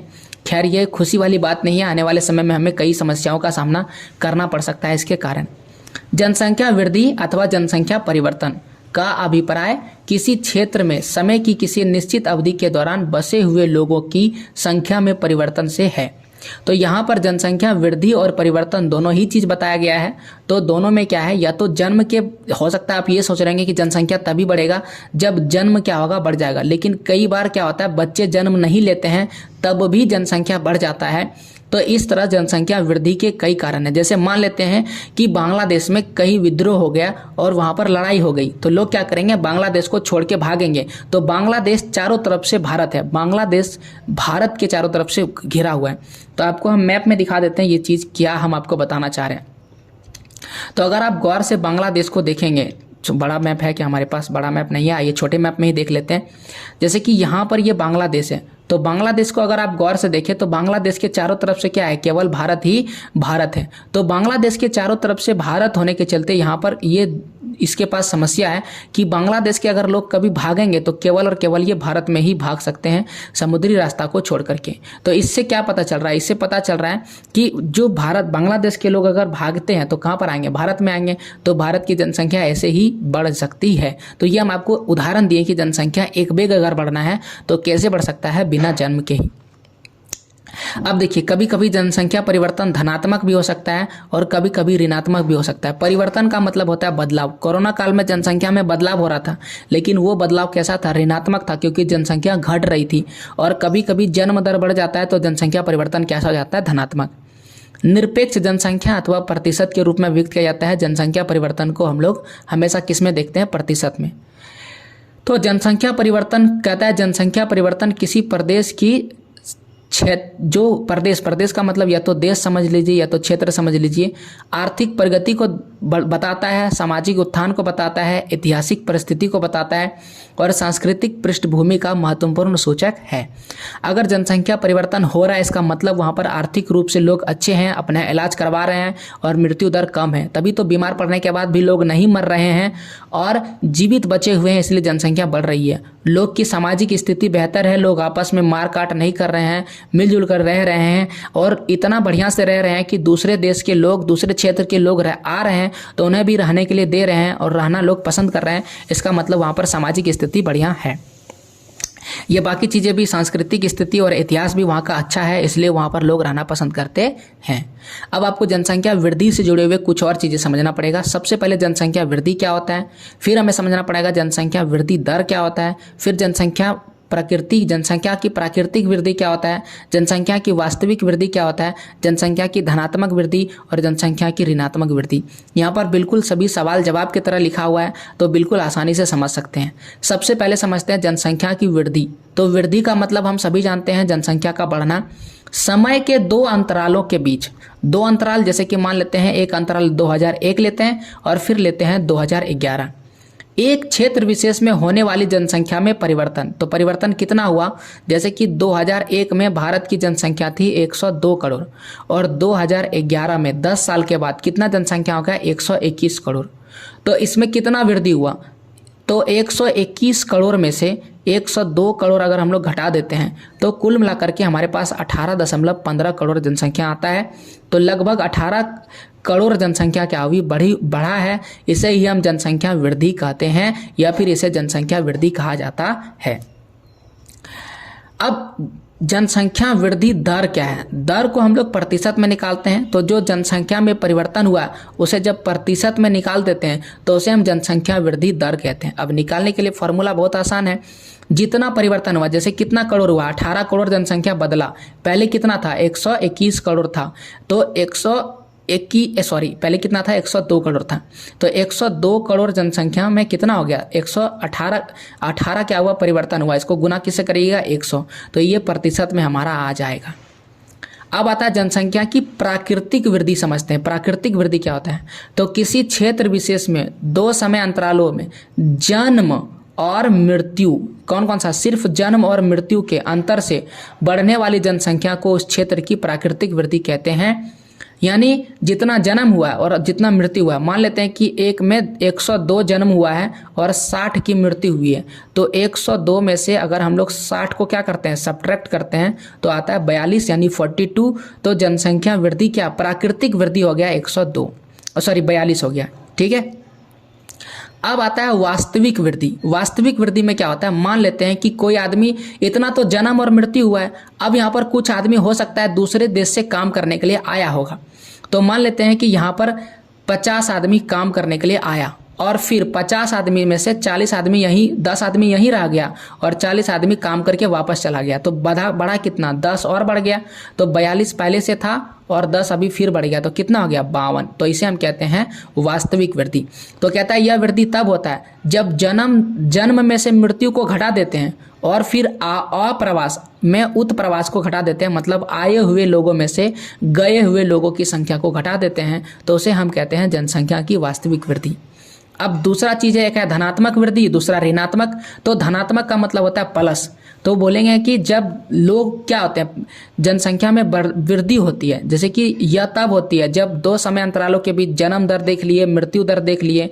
तो जन्म दर क्या होता है, जन्म दर मृत्यु दर से अधिक होता है। यानी जन्म दर जब अधिक होगा, यानी जन्म लिए गए बच्चों की संख्या अगर अधिक होगा और मृत्यु की संख्या क्या हो जाएगी, कम होगी, तो क्या होगा, जनसंख्या बढ़ेगी। सिंपल बात है, जन्म लिए गए बच्चे मान लेते हैं 50 है और मृत्यु कितना है 40 है, तो जनसंख्या क्या हो रही है, बढ़ रही है। तो इसे हम कहते हैं धनात्मक वृद्धि।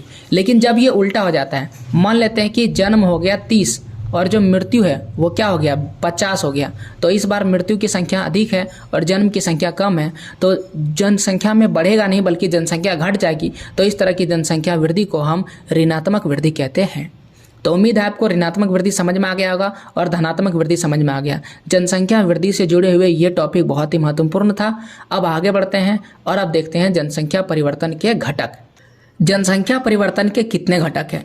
देखिए, जनसंख्या परिवर्तन के 3 घटक हैं, हम लोग पहले ही चर्चा कर चुके हैं। पहला है जन्म, दूसरा है मृत्यु और तीसरा क्या है, प्रवास है। तो जन्म तो बता दिए, अगर जन्म अधिक होगा तो जनसंख्या में परिवर्तन होगा, मृत्यु अगर कम होगा तो जनसंख्या में परिवर्तन होगा, अगर ये दोनों ही अधिक होगा, बराबर होगा, तब भी जनसंख्या में परिवर्तन होगा। और तीसरा जो है प्रवास है। तो आप देख चुके हैं प्रवास से भी जनसंख्या बढ़ती है और घटती है। तो सबसे पहला चीज होता है जन्म है क्या। तो आपसे या तो पूछा जाएगा जन्म किसे कहते हैं, या तो पूछा जाएगा जन्म दर किसे कहते हैं, या यहाँ पर लिखा है अशोधित जन्म दर किसे कहते हैं। तो कहेंगे कि जन्म दर प्रति 1000 स्त्रियों द्वारा जन्म दिए गए जीवित बच्चों की संख्या को जन्म दर कहते हैं। जैसे इसको निकालेंगे कैसे, इसकी गणना करने के लिए कुछ फॉर्मूला होता है। तो किसी विशेष वर्ष में जीवित जन्म दिए गए बच्चों की संख्या और किसी विशेष क्षेत्र में उसकी जनसंख्या, क्षेत्र का जनसंख्या। मान लेते हैं कि 50 बच्चों का जन्म होता है और वहाँ की जनसंख्या 30,000 है। कितने हैं, 30,000। और उसको गुना किससे करेंगे, 1000 से गुना कर देंगे। तो यहाँ पर क्या हो जाएगा, 3 शून्य कट जाएगा और ये 3, तो 5/3% इसकी जनसंख्या यानी जन्म दर है। अब देखिए यहाँ पर लिखा है कि मृत्यु दर के बारे में पढ़ते हैं। मृत्यु दर, तो मृत्यु दर कैसे निकालेंगे। मृत्यु दर निकालने के लिए फॉर्मूला यहाँ पर लिखा हुआ है, किसी विशेष वर्ष में मृतकों की संख्या और वहाँ पर जो जनसंख्या है उसको देखेंगे और फिर उसको गुना कर देंगे 1000 से। जिस प्रकार से जन्म दर निकाले थे वैसे ही हम लोग मृत्यु दर भी निकाल सकते हैं।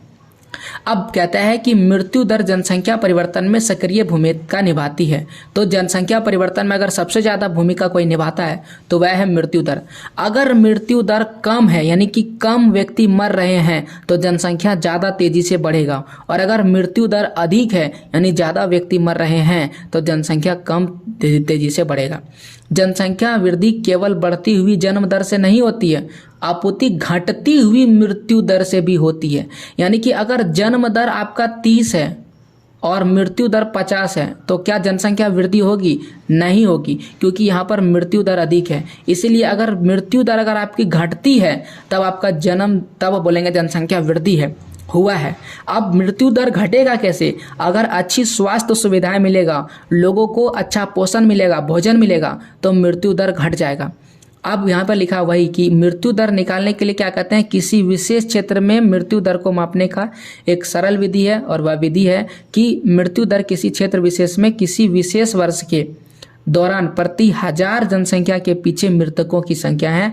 यानी 1000 जनसंख्या में जितने व्यक्ति मरते हैं उसी जनसंख्या को हम मृतक दर या मृत्यु दर कहते हैं। इसका फॉर्मूला ये है। फॉर्मूला आप याद जरूर रखिएगा, आपसे पूछा जा सकता है कि जन्म दर का सूत्र लिखे या मृत्यु दर निकालने का सूत्र लिखे, या फिर अगर आप परिभाषा लिखिएगा तभी आपको सूत्र लिखना पड़ेगा। जन्म दर वाला सूत्र यानी फॉर्मूला और मृत्यु दर का फॉर्मूला। तो ये है जन्म दर का फॉर्मूला और नीचे था मृत्यु दर का फॉर्मूला। तो जन्म दर और मृत्यु दर अब हम लोग सीख चुके हैं, और ये भी सीख चुके हैं कि मृत्यु दर और जन्म दर में बहुत अच्छा संबंध है। अगर मृत्यु दर घटेगा तो जनसंख्या में वृद्धि होगी, और जन्म दर अगर बढ़ेगा तो जनसंख्या में वृद्धि होगी। तीसरा चीज़ पढ़ते हैं प्रवास। लेकिन प्रवास में कुछ और भी चीज़ें हमें सीखना पड़ेगा, ना केवल प्रवास पढ़ने से हमारा काम नहीं चलेगा। तो प्रवास में पहला है उद्गम स्थान, दूसरा है गंतव्य स्थान, और फिर यहाँ पर लिखा है आप्रवास और उत्प्रवास, और फिर प्रवास के अपकर्ष कारक, और फिर है प्रतिकर्ष कारक। ये भी पढ़ना पड़ेगा, ये इस टॉपिक का इंपॉर्टेंट पॉइंट्स हैं। तो आइए इन सभी पॉइंट्स को डिटेल से डिस्कस करते हैं। जन्म दर और मृत्यु दर के अलावा एक और चीज़ है जिससे जनसंख्या में बढ़ाया जा सकता है, और वह कौन है, प्रवास है। प्रवास का मतलब क्या होता है, जब कोई व्यक्ति अपने स्थान को छोड़ देता है और वो किसी दूसरे स्थान पर चला जाता है तो उसे हम क्या कहते हैं, प्रवास कहते हैं। जब लोग एक स्थान से दूसरे स्थान पर जाते हैं तो वह स्थान जहां लोग गमन करते हैं उद्गम स्थान कहलाता है। अब यहाँ पर हम आपके लिए उदाहरण से समझाते हैं। मान लेते हैं कि एक कोई व्यक्ति है जो उत्तर प्रदेश का निवासी है, और ये उत्तर प्रदेश का निवासी कहाँ जा रहा है, दिल्ली जा रहा है। क्यों, क्योंकि उसे दिल्ली में कोई काम मिला है, इसलिए उत्तर प्रदेश का निवासी दिल्ली जा रहा है। तो जहां लोग गमन करते हैं यानी जहां लोग जाते हैं, जैसे कि उत्तर प्रदेश का निवासी कहाँ जा रहा है, दिल्ली जा रहा है, तो दिल्ली इसके लिए हो गया दिल्ली इसके लिए गंतव्य हो गया, जहां पर लोग जाते हैं, जहां से लोग जाते हैं। यहाँ देखिए लिखा है जहां से जाते हैं, तो कहां से जा रहे हैं, दिल्ली उत्तर प्रदेश से जा रहे हैं, तो उत्तर प्रदेश हो गया उद्गम। उद्गम का मतलब हुआ वो यहाँ से उठ करके वो चले गए हैं, तो ये कैसा स्थान है? उद्गम स्थान है। और जहाँ पहुँचता है उसे कहते हैं गंतव्य स्थान। गंतव्य स्थान। तो उम्मीद है आपको गंतव्य और ये उद्गम स्थान समझ में आ गया होगा। जहाँ से जाएंगे, जहाँ से, तो उसे क्या बोलेंगे? उद्गम स्थान। अगर कोई उत्तर प्रदेश से जा रहा है तो उत्तर प्रदेश उद्गम स्थान कहलाएगा। अगर आपसे ये पूछा जाएगा सवाल कि उद्गम स्थान किसे कहते हैं, तो वह स्थान जहाँ से व्यक्ति किसी दूसरे स्थान के लिए जाते हैं उसे उद्गम स्थान कहते हैं। और अगर आपसे ये पूछा जाएगा गंतव्य स्थान किसे कहते हैं, तो जिस स्थान में आगमन करते हैं यानी जहाँ पर लोग पहुँचते हैं उसे गंतव्य स्थान कहते हैं।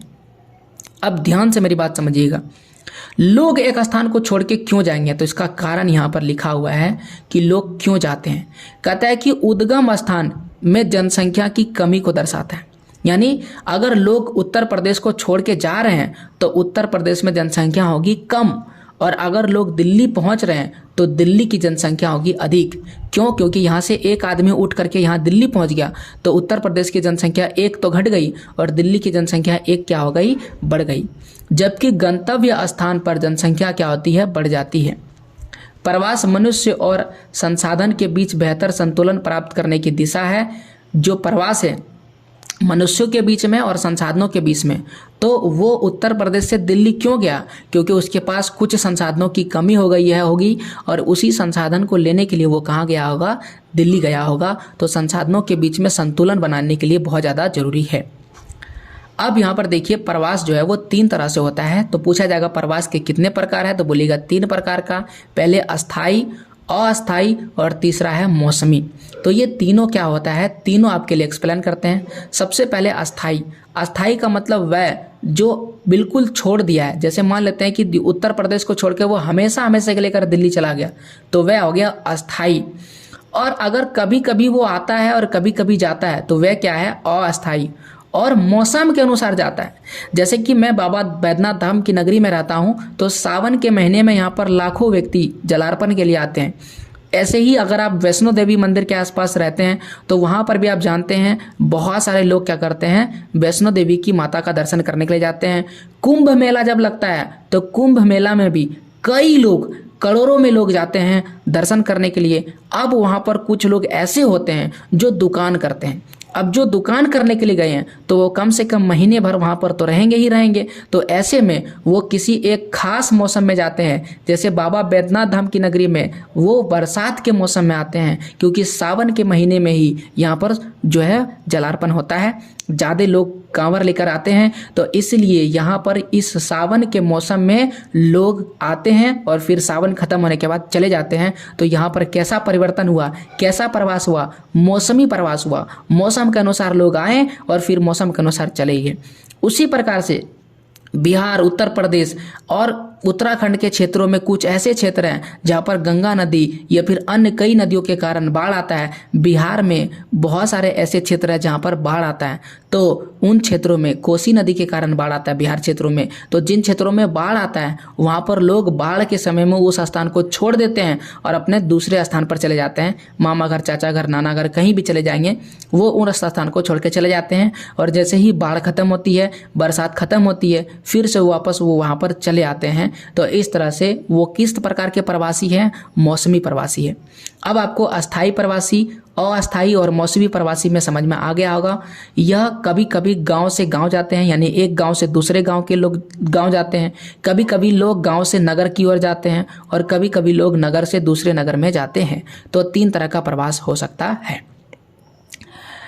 तथा यहाँ पर लिखा है नगर से गांव जाते हैं, तो कभी कभी लोग नगर से भी गांव चले जाते हैं। तो 4 लिखा हुआ है, ठीक है। पहले गांव से गांव, एक गांव से दूसरे गांव जाएंगे। दूसरा गांव से या तो नगर जाएंगे। तीसरा एक नगर से दूसरे नगर जाएंगे, या तो नगर की सुविधा, उसकी आबो हवा ठीक नहीं लगी तो वो नगर से कहाँ पर चले आएंगे? गाँव चले आएंगे। अब 2 तरह के, एक होता है आप्रवासी और दूसरा होता है उत्प्रवासी। तो इसे हम आप्रवास भी कहते हैं और दूसरा कहते हैं उत्प्रवासी। होता क्या है? ध्यान से समझिए।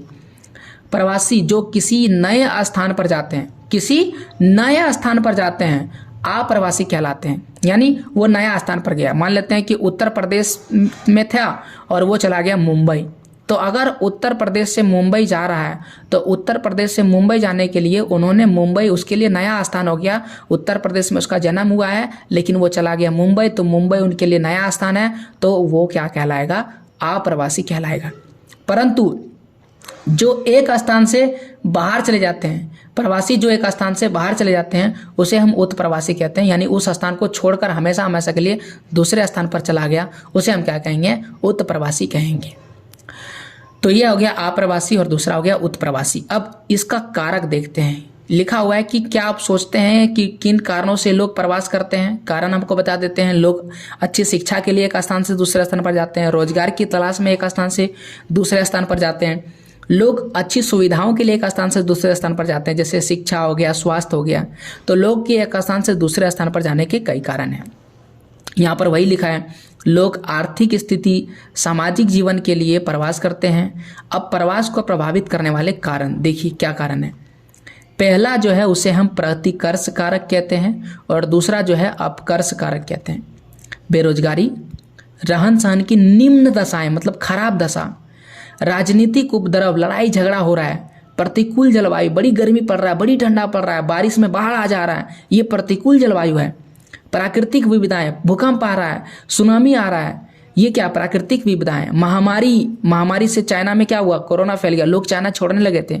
सामाजिक और आर्थिक पिछड़ेपन, इन सभी कारणों से जो उद्गम स्थान है कम आकर्षित बनाते हैं। यानी कि जहाँ पर लोग रह रहे हैं वहाँ पर लोग रहना पसंद नहीं करते हैं, क्योंकि वहाँ पर बिल्कुल बेरोजगारी है, कोई काम नहीं है, रहने सहने की बिल्कुल खराब दशा है, बार बार बाढ़ आ जाता है, भूकंप आ जाता है, तो लोग वहाँ पर रहना पसंद नहीं करते हैं। इसे हम कहते हैं प्रतिकर्ष कारक। अब चूंकि लोग उस स्थान को छोड़ेंगे तो दूसरे जगह पर जाएंगे। कहाँ जाएंगे? जहाँ पर बेरोजगारी नहीं, काम का बेहतर अवसर है, काम बढ़िया मिलता है, जहाँ पर रहन सहने का खराब दशा नहीं है, रहन सहने का उच्च दशा है, अच्छी सुविधाएं हैं, यहाँ पर उपद्रव नहीं होता है, यहाँ पर राजनीतिक शांति है, अस्थायित्व है, और यहाँ पर प्रतिकूल जलवायु नहीं है, बढ़िया जलवायु है, जीवन है, संपत्ति की सुरक्षा की जा सकती है, संपत्ति कोई लूटेगा नहीं, और प्राकृतिक विपदा नहीं आता है, और यहाँ जलवायु भी बढ़िया है, अनुकूल जलवायु है। इन सभी चीज़ों के चलते लोग क्या करते हैं? उस स्थान पर जाते हैं जहाँ पर ऐसा होता है। और इस तरह से जो गंतव्य स्थान है जहाँ पर लोग जाना चाह रहे हैं वो उद्गम स्थान की अपेक्षा अधिक आकर्षक बनते हैं। इसीलिए ये दो कारक है, एक है अपकर्ष कारक और दूसरा है प्रतिकर्ष कारक। प्रतिकर्ष और अपकर्ष क्या है? एक दूसरे का बिल्कुल ही उल्टा है। अब ये चीज हो गया। अब जनसंख्या वृद्धि की प्रवृत्ति को देखते हैं कि जनसंख्या किस प्रकार से बढ़ रहा है। जैसे ही ये चीज़ आप समझ लीजिएगा आपका टॉपिक क्लियर हो जाएगा। ये थोड़ा सा आपको पीछे से समझना पड़ेगा, थोड़ा इतिहास की जानकारी रखना पड़ेगा, तब ये टॉपिक समझ में आएगा। तो आइए पढ़ते हैं जनसंख्या वृद्धि की प्रवृत्ति के बारे में।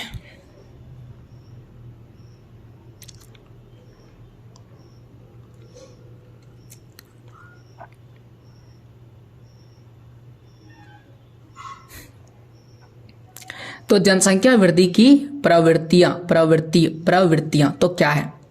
पृथ्वी पर जनसंख्या 700 करोड़ से भी अधिक है, 700 करोड़ से भी जनसंख्या अधिक है, और इस आकार तक पहुंचने में जनसंख्या को शताब्दियों लग गए। शताब्दियों मतलब 100 साल, 1000 साल से भी ज़्यादा लग गया। आरंभिक कालों में विश्व की जनसंख्या धीरे धीरे बढ़ी, यानी शुरू में जनसंख्या बहुत ही धीरे धीरे बढ़ा था, और विगत कुछ 100 वर्षों में, पिछले कुछ 100 सालों के दौरान जनसंख्या आश्चर्यजनक दर से बढ़ी है। पिछले कुछ सालों में जनसंख्या बड़ी तेजी से बढ़ी है। चित्र 2.2 को देखिए तो ये रहा चित्र 2.2। यहाँ पर जो चित्र दिखाया गया है, और कहानी को समझिए। तो वृद्धि की कहानी समझिए। लगभग 8000 से लेकर के 12000 साल पहले कृषि का उद्भव आरंभ हो गया। 8000 साल से पहले लेकर के 12000 साल पहले तक कृषि दुनिया में आ चुका था। अब कृषि आने से क्या हुआ? कृषि के पश्चात जनसंख्या का आकार बहुत ही छोटा था। मोटे तौर पर जनसंख्या कितना होगा? 80 लाख। तो जब कृषि का विकास हुआ तो जनसंख्या कितना था? लगभग 80 लाख जनसंख्या थी, उससे कम नहीं था। तो यहाँ पर 80 लाख जनसंख्या वर्तमान से पूर्व में थी, जनसंख्या 80 लाख। ओके, फिर जनसंख्या बढ़ी। ईसा की पहली शताब्दी में जनसंख्या 30 करोड़ से कम थी, 30 करोड़ से भी कम था। ईसा कहाँ पर है, यहाँ पर देखिए ईसा का जन्म है, यहाँ पर ईसा मसीह का जन्म होता है और इसके पहले 30 करोड़ से भी कम जनसंख्या थी, ऐसा कहा जाता है। आगे लिखा हुआ है 16वीं और 17वीं शताब्दी में, 16वीं और 17वीं शताब्दी, तो यहाँ पर 16वीं शताब्दी लिखा हुआ है, यानी 1500 से लेकर के 1600 तक का जो समय है उसे 16वीं शताब्दी कहते हैं। और 17वीं शताब्दी की अगर बात करें तो 1600 से लेकर के 1700 तक का जो समय है उसे 17वीं शताब्दी कहते हैं। तो मोटे तौर पर 1500 से लेकर के 1700 तक का टाइम, यानी ये 200 साल का जो समय है, इसमें विश्व व्यापार ने जनसंख्या की तीव्र वृद्धि के लिए मंच तैयार कर दिया। दुनिया एक दूसरे से जुड़ने लगा, विश्व व्यापार होने लगा। जो हमारे पास नहीं है किसी दूसरे देश से खरीदने लगे, जो दूसरे देश के पास नहीं था वो हमसे खरीदने लगा। इस तरह से पूरी दुनिया के साथ व्यापार होने लगा और विश्व व्यापार ने जनसंख्या वृद्धि को तेज कर दिया। तो 16वीं और 17वीं शताब्दी, यहाँ से देखिए यहाँ पर 17वीं शताब्दी लिखा गया है। अब जनसंख्या धीरे धीरे बढ़ने लगी है। 1750 ईस्वी के आसपास जब औद्योगिक क्रांति हुआ, यानी फैक्ट्री वगैरह बनने लगा, इससे पहले फैक्ट्री नहीं बन रहा था। तो सवाल है कि औद्योगिक क्रांति कब हुई, तो 1750 में औद्योगिक क्रांति हुआ और इसके बाद क्या हुआ, विश्व की जनसंख्या 55 करोड़ थी, यानी जनसंख्या 55 करोड़ हो गई। फिर 18वीं शताब्दी में औद्योगिक क्रांति के पश्चात विश्व जनसंख्या में विस्फोट हो गया। विस्फोट होना का मतलब जनसंख्या एक बेग बढ़ जाना, इसे कहते हैं विस्फोट होना। और इसके चलते प्रगति हुई और जो प्रौद्योगिकी मतलब उद्योग वगैरह में बहुत चीज़ होने लगा और अब जन्म दर घटने लगा, क्योंकि जन्म दर घटाने में सहायता की थी तथा त्वरित जनसंख्या वृद्धि का मंच तैयार कर दिया। तो प्रौद्योगिकी ने जन्म दर को घटाने में सहायता की तथा जनसंख्या वृद्धि की जो मंद प्रदान की कुछ चीज़ों में थोड़ा धीरे किया था, लेकिन उतना भी रोक नहीं कर पाया था, मतलब जनसंख्या को थोड़ा रोका। जैसे यहाँ पर देख सकते हैं 1700 में जनसंख्या, फिर 1800 देख सकते हैं जनसंख्या कहाँ पहुँच चुका है, फिर 1900 में देखिए जनसंख्या कहाँ पहुँच चुका है, और अगर 2000 की बात करें तो जनसंख्या देखिए कहाँ पर पहुँच चुका है, ये अरबों में 6 से 7, यहाँ पर देख सकते हैं अरब में जनसंख्या लिखा गया है। तो यहाँ पर देखिए शुरू में 1830 में जनसंख्या कितनी थी, 1 अरब। जनसंख्या कैसे डबल हो रहा है जरा देखिएगा, और कितना कम टाइम लग रहा है। तो देखिए 1830 में कितना था, 1 अरब जनसंख्या थी, फिर हुआ 1930, यानी कितना समय लगा, पूरा 100 साल लगा, पूरे 100 साल लगा, तब हमारी जनसंख्या डबल हो गई। कितना हो गया, 2 अरब हो गया।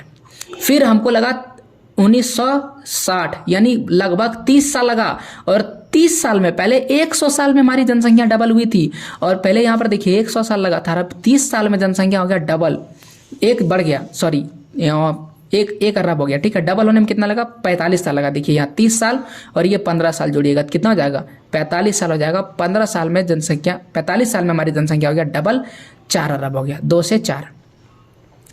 अब 4 से 5 अरब होने में कितना साल लगा, मात्र 12 साल लगा। फिर 5 से 6 अरब होने में फिर से 12 साल लगा, और 6 से 7 अरब होने में कितना लगा, फिर से 12 साल लगा। तो ऐसा क्यों लगा, क्योंकि यहाँ पर थोड़ा कंट्रोल किए, प्रौद्योगिकी और टेक्नोलॉजी का यूज करके हमने जन्म दर को कम कर दिया, और गर्भ निरोधक गोलियाँ आ गई, और फिर कंडोम वगैरह का आविष्कार हो गया, जिससे जनसंख्या में थोड़ा नियंत्रण आ गया। और अब ये 7 अरब से फिर से 8 अरब हो जाएगा कुछ समय में। तो जनसंख्या बड़ी तेजी से डबल भी हो रही है। अब इसका क्या कारण है, तो यहाँ पर एक सवाल आ जाता है। यहाँ पर लिखा है कि विगत 500 वर्षों में मानव ने 10 गुना से अधिक बढ़ी है, मानव जनसंख्या 10 गुना से बढ़ चुका है। केवल 20वीं शताब्दी एक ऐसा समय था जब जनसंख्या में 4 गुना वृद्धि हो गया था, और प्रतिवर्ष 8 करोड़ लोग पहले की जनसंख्या में जुड़ जाते हैं, यानी 1 साल में 8 करोड़ लोग जनसंख्या की वृद्धि होती है पूरी दुनिया में मिला करके। तो ये फैक्ट है, आप याद रखिएगा। अब आता है कि विश्व की जनसंख्या दोगुना होने का अवधि क्या है, कब 2 गुना हो जाएगा। मानव जनसंख्या प्रारंभिक 1 करोड़ होने में 10 लाख से अधिक वर्ष लगा, यानी केवल 1 करोड़ होने में हमें 10 लाख साल समय लग गया, 10 लाख से अधिक साल का समय लग गया। शुरू का बात कर रहे हैं जब आदमी बंदर जैसा दिखता था, उस समय का बात कर रहे हैं। किंतु 5 अरब से 6 अरब होने में मात्र 12 वर्ष लगे, जैसा कि मैंने आपको दिखा दिया। तो दर्शाती है कि विश्व जनसंख्या के दोगुने होने की अवधि तेजी से घट रही है, यानी कि विश्व का जनसंख्या दोगुना बहुत ही तेजी से हो रहा है।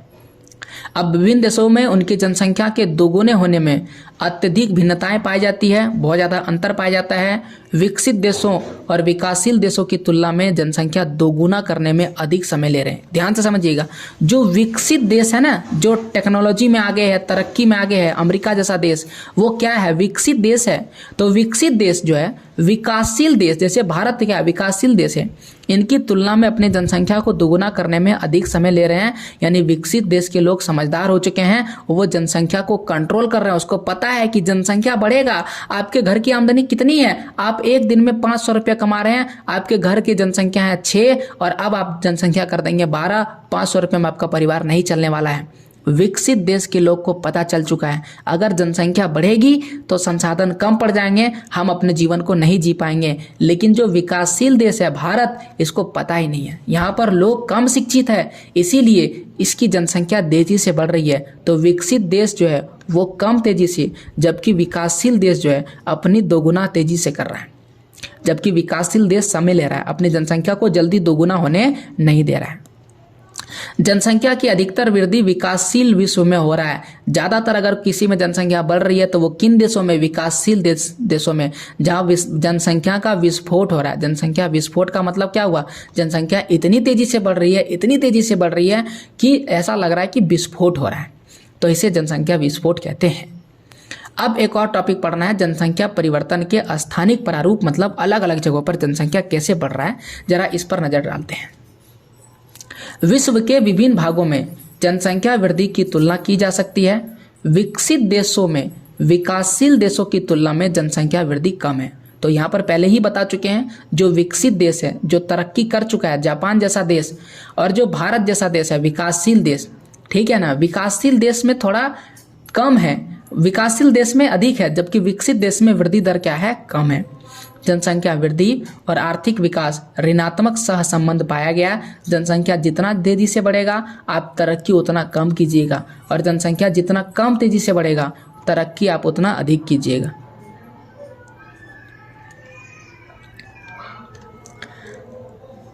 अब देखते हैं जनसंख्या परिवर्तन की वार्षिक दर क्या है। तो वार्षिक दर 1.4% है, यानी एक साल में 1.4% जनसंख्या बढ़ती है। और इसका कारण क्या लिखा है, निम्न से प्रतीत होता है कि वास्तव में ऐसा नहीं है, लिखा था कि ऐसा नहीं है। इसका कारण क्या है देखते हैं। तो यहाँ पर एक तालिका भी दिया गया 2.3, तो 2.3 कहाँ पर है, ये रहा 2.3 तालिका, ठीक है। आइए 2.3 में क्या बोला गया है देखते हैं। अच्छा 2.2 भी देखने के लिए बोला गया था, तो 2.2 ये रहा।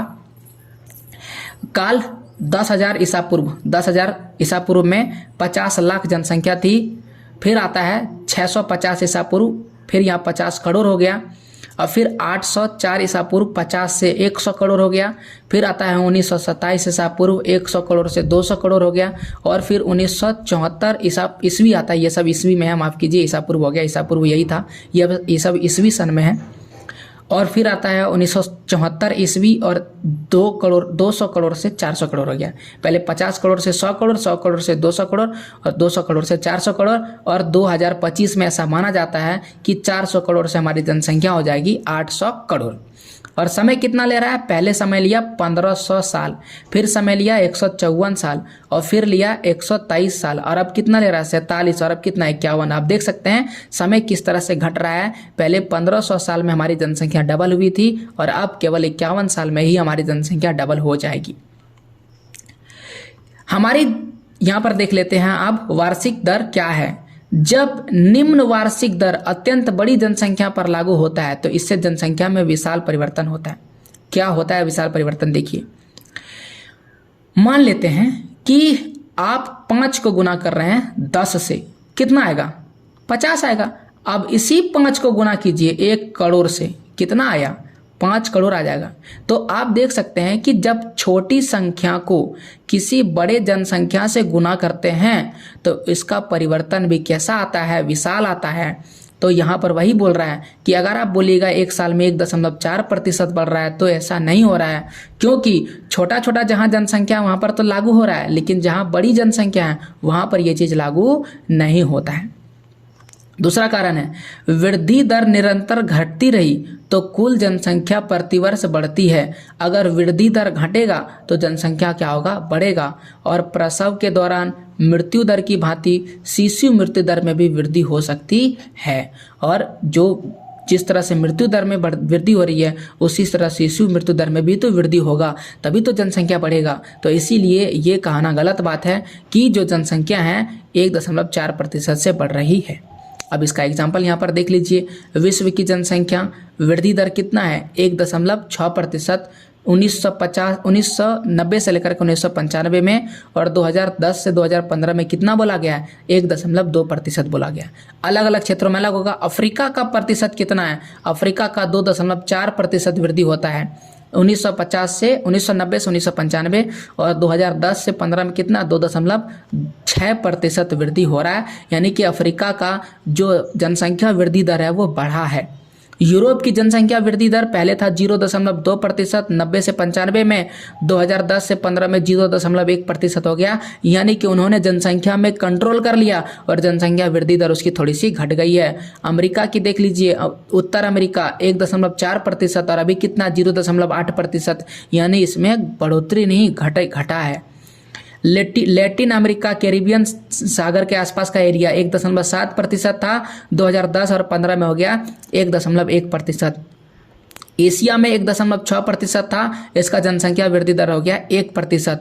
ओशनिया जिसमें ऑस्ट्रेलिया, न्यूजीलैंड और फिजी देश आते हैं, इसमें 1.5% था और अभी भी 1.5% है। तो यहाँ पर जनसंख्या वृद्धि दर अलग अलग प्रदेशों में अलग अलग होगा, सबका बराबर नहीं हो सकता है। अब देखते हैं जनसंख्या परिवर्तन का क्या प्रभाव पड़ता है। देखिए, जनसंख्या परिवर्तन तक कुछ प्रभाव पड़ेगा ना। जैसा बोल चुके हैं ना आपको, एक छोटा सा मकान है, उस मकान में कम परिवार रह रहे हैं और उस परिवार की संख्या अगर आप बढ़ा दीजिएगा, मान लेते हैं कि पहले 4 परिवार रह रहे हैं तो आसानी से रह रहे हैं, अब इसमें 2 परिवार और बढ़ जाएंगे तो इसमें रहना थोड़ा सा क्या हो जाएगा, मुश्किल हो जाएगा। और 1 परिवार और बढ़ जाएगा तो और ज़्यादा मुश्किल हो जाएगा। मान लेते हैं इसकी आमदनी पहले 500 रुपये थी और अभी भी 500 ही है, तो इसका मुश्किल हो जाएगा जीना। इसे भोजन सही से नहीं मिलेगा, आवास सही से नहीं मिलेगा, स्वास्थ्य सुविधाएं नहीं मिलेगा और यहाँ तक कि आहार अगर नहीं मिलेगा तो लोग ज़्यादा बीमार पड़ेंगे। और शिक्षा की बात ही छोड़ दीजिए, लोग खाने पीने और बीमार में ही पैसे खर्च करेंगे, पढ़ाई पर ध्यान नहीं देगा। भारत में कई ऐसे गरीब हैं जो अपने केवल पोषण पर ध्यान देता है, शिक्षा पर ध्यान नहीं दे पाता है। और इसका कारण यही है कि उसकी जनसंख्या इतनी तेज़ी से बढ़ी है कि वो जनसंख्या पर ही कंट्रोल करने में रह गया और अपने शिक्षा, स्वास्थ्य, बाकी चीज़ों पर ध्यान नहीं दे पाया। अब देखिए, अगर कोई एक विकासशील अर्थव्यवस्था है जैसे भारत, अगर इसकी जनसंख्या अल्प वृद्धि अपेक्षित है, मतलब थोड़ा कम वृद्धि होगा तो चल जाएगा, एक निश्चित स्तर के बाद, जैसे मान लेते हैं यहाँ तक बर्दाश्त किया जा सकता है, लेकिन इससे ज़्यादा अगर बढ़ा, इसके बाद जनसंख्या में अगर वृद्धि होगी तो उस देश के लिए वो समस्या बन जाएगा। भारत की जनसंख्या बड़ी तेज़ी से बढ़ रही है, करोड़ों में। दुनिया का दूसरा सबसे अधिक जनसंख्या वाला देश अब पहला नंबर पर आने वाला है। अब ये हमारे लिए समस्या है। इससे क्या होगा, इसमें संसाधनों का ह्रास हो जाएगा सर्वाधिक। यानी हम ज़्यादा से ज़्यादा संसाधन का उपयोग करेंगे, ज़्यादा से ज़्यादा जंगल को काट देंगे, क्योंकि हमें खेती करने के लिए ज़मीन चाहिए, घर बनाने के लिए ज़मीन चाहिए। रहेंगे कहाँ, हवा में तो रहेगा नहीं कोई, हवा खा के तो जिंदा रह नहीं सकता है। जनसंख्या का ह्रास भी चिंता का विषय है। अगर जनसंख्या घटेगी तो वह भी चिंता का विषय है, क्योंकि यह इंगित करता है कि वे संसाधन जो पहले जनसंख्या का पोषण करते थे अब उस जनसंख्या का पोषण करने में सक्षम नहीं है। यानी कि अगर किसी देश की जनसंख्या घट रही है तो इसका मतलब यह हो रहा है कि उसके पास जो संसाधन था, उसके पास जो पैसे थे, उसके पास जो ज़मीन था जिससे उसका पोषण हो रहा था, जिससे उसका घर चल रहा था, इसका मतलब वह जनसंख्या को नहीं पोष पा रही है, यानी उसका संसाधन ही खराब हो गया। अब जनसंख्या घटने का कई कारण हो सकता है। कुछ ऐसे देश है जहाँ पर कई बीमारियाँ फैल गई है, जैसे एड्स जैसी बीमारियाँ फैल गई, जिसे HIV कहते हैं, यानी एक्वायर्ड इम्यून डेफिशिएंसी सिंड्रोम। ये बहुत ही घातक महामारी तरह बीमारी फैली। और अफ्रीका की बात करें या स्वतंत्र राष्ट्रों की बात करें तो इन क्षेत्रों में कुछ भागों में, चाहे एशिया का कुछ भाग हो, मृत्यु दर को क्या कर दिया है, बढ़ा दी है। और औसत जीवन प्रत्याशिता भी घटा दिया है। जीवन प्रत्याशिता का मतलब कितने साल तक जिंदा रहते हैं। पहले भारत के लोग 80 साल तक जिंदा रहते थे, 100 साल तक जिंदा रहते थे, अभी 70-75 में ही टपक जा रहे हैं। तो इसका कारण क्या है कि यहाँ जीवन प्रत्याशिता दर घट चुका है तरह तरह की बीमारियां बढ़ने से। इससे जनसंख्या वृद्धि दर क्या हो चुकी है, धीमी हुई है। धीमी हुई है, वृद्धि नहीं घटा है, याद रखिएगा, वृद्धि तो हो ही रहा है लेकिन थोड़ा धीरे से हो रहा है। अब अगला चीज यहां पर लिखा है जनसंख्या वृद्धि दर। तो भारत के विषय में लिखा गया है भारत में वार्षिक जनसंख्या वृद्धि 1.64% है और कुछ विकसित राष्ट्रों की जनसंख्या वृद्धि दोगुनी करने में 318 वर्ष लग जाएंगे। यानी कि अपने देश की जनसंख्या को बढ़ाने में उसे 318 वर्ष लग जाएंगे। तब तक भारत की 3-4 पीढ़ियां गुजर जाएगी। जबकि कुछ देशों में अभी भी दोगुना होने का लक्ष्य दिखाई नहीं दे रहा है और कुछ ऐसे देश हैं जो अभी भी अपने देश की जनसंख्या वृद्धि दोगुना नहीं कर रहे हैं। तो हमें भी अपनी जनसंख्या वृद्धि को दोगुना नहीं करना चाहिए, उसमें कंट्रोल रखना चाहिए और उसमें नियंत्रण रखना चाहिए। अब जनसंख्या वृद्धि को और बेहतर तरीके से समझने के लिए हमें एक बहुत ही महत्वपूर्ण टॉपिक को पढ़ना पड़ेगा, वह है जनांकीय संक्रमण। तो जनांकीय संक्रमण का मतलब क्या होता है, आइए हम आपको दिखाते हैं। यहाँ पर एकदम साफ साफ दिखाया गया जनांकीय संक्रमण। पहले लोग ग्रामीण जीवन जीते थे, गांव में रहते थे, मिट्टी के मकानों में रहना पसंद करते थे। अब लोग नगरीय जीवन को में रहना पसंद करते हैं। लोग ईंटे मक्के पक्के मकानों में रहना पसंद करते हैं, शहरी जीवन को पसंद करते हैं। लोग पहले खेतीहार थे, खेती में केवल काम करते थे, खेती करना लोगों को पसंद था। और अब लोग उद्योगों को पसंद करते हैं, फैक्ट्रियों के मदद से सभी चीज़ें होते हैं। आज खेतों में भी बड़े बड़े मशीनों का प्रयोग हो रहा है, थ्रेशर मशीन, हार्वेस्टर, ट्रैक्टर और कई मशीन आ चुके हैं जिससे खेतीहार को औद्योगिकरण में बदल दिया है। यानी ग्रामीण से नगरीय परिवर्तन और खेतीहार से औद्योगिक परिवर्तन को ही हम क्या कहते हैं, जनांकीय संक्रमण कहते हैं। यहाँ पर भी वही चीज लिखा हुआ है, आइए देखते हैं। लिखा है जनांकीय संक्रमण सिद्धांत का उपयोग किसी क्षेत्र की जनसंख्या के वर्णन तथा भविष्य की जनसंख्या के पूर्वानुमान के लिए किया जा सकता है। तो पहला सवाल यहाँ पर होगा, जनांकीय संक्रमण का क्या महत्व है, हम ये क्यों पढ़ रहे हैं। इससे हम भविष्य में जनसंख्या के बारे में पढ़ेंगे और जनसंख्या का वर्णन कर सकेंगे कि वहाँ की जनसंख्या कैसा है, क्या वो ग्रामीण जनसंख्या है या नगरीय जनसंख्या है, क्या वो खेतीहार जनसंख्या है या औद्योगिक जनसंख्या है। यह सिद्धांत हमें बताता है कि जैसे समाज ग्रामीण खेतीहार अशिक्षित अवस्था से उन्नति करके नगरीय औद्योगिक और साक्षर बनता है, तो किसी प्रदेश की जनसंख्या उच्च जन्म और उच्च मृत्यु से निम्न जन्म और निम्न मृत्यु दर में परिवर्तित होती है। मतलब बदलाव होना, चाहे वो कैसा भी बदलाव हो, चाहे वो ग्रामीण जीवन से नगरीय जीवन में जा रहा हो, खेतीहार से औद्योगिकरण में जा रहा हो, अगर वो पढ़ा लिखा नहीं है, अशिक्षित से साक्षर बन रहा हो, परिवर्तन हो रहा है ना।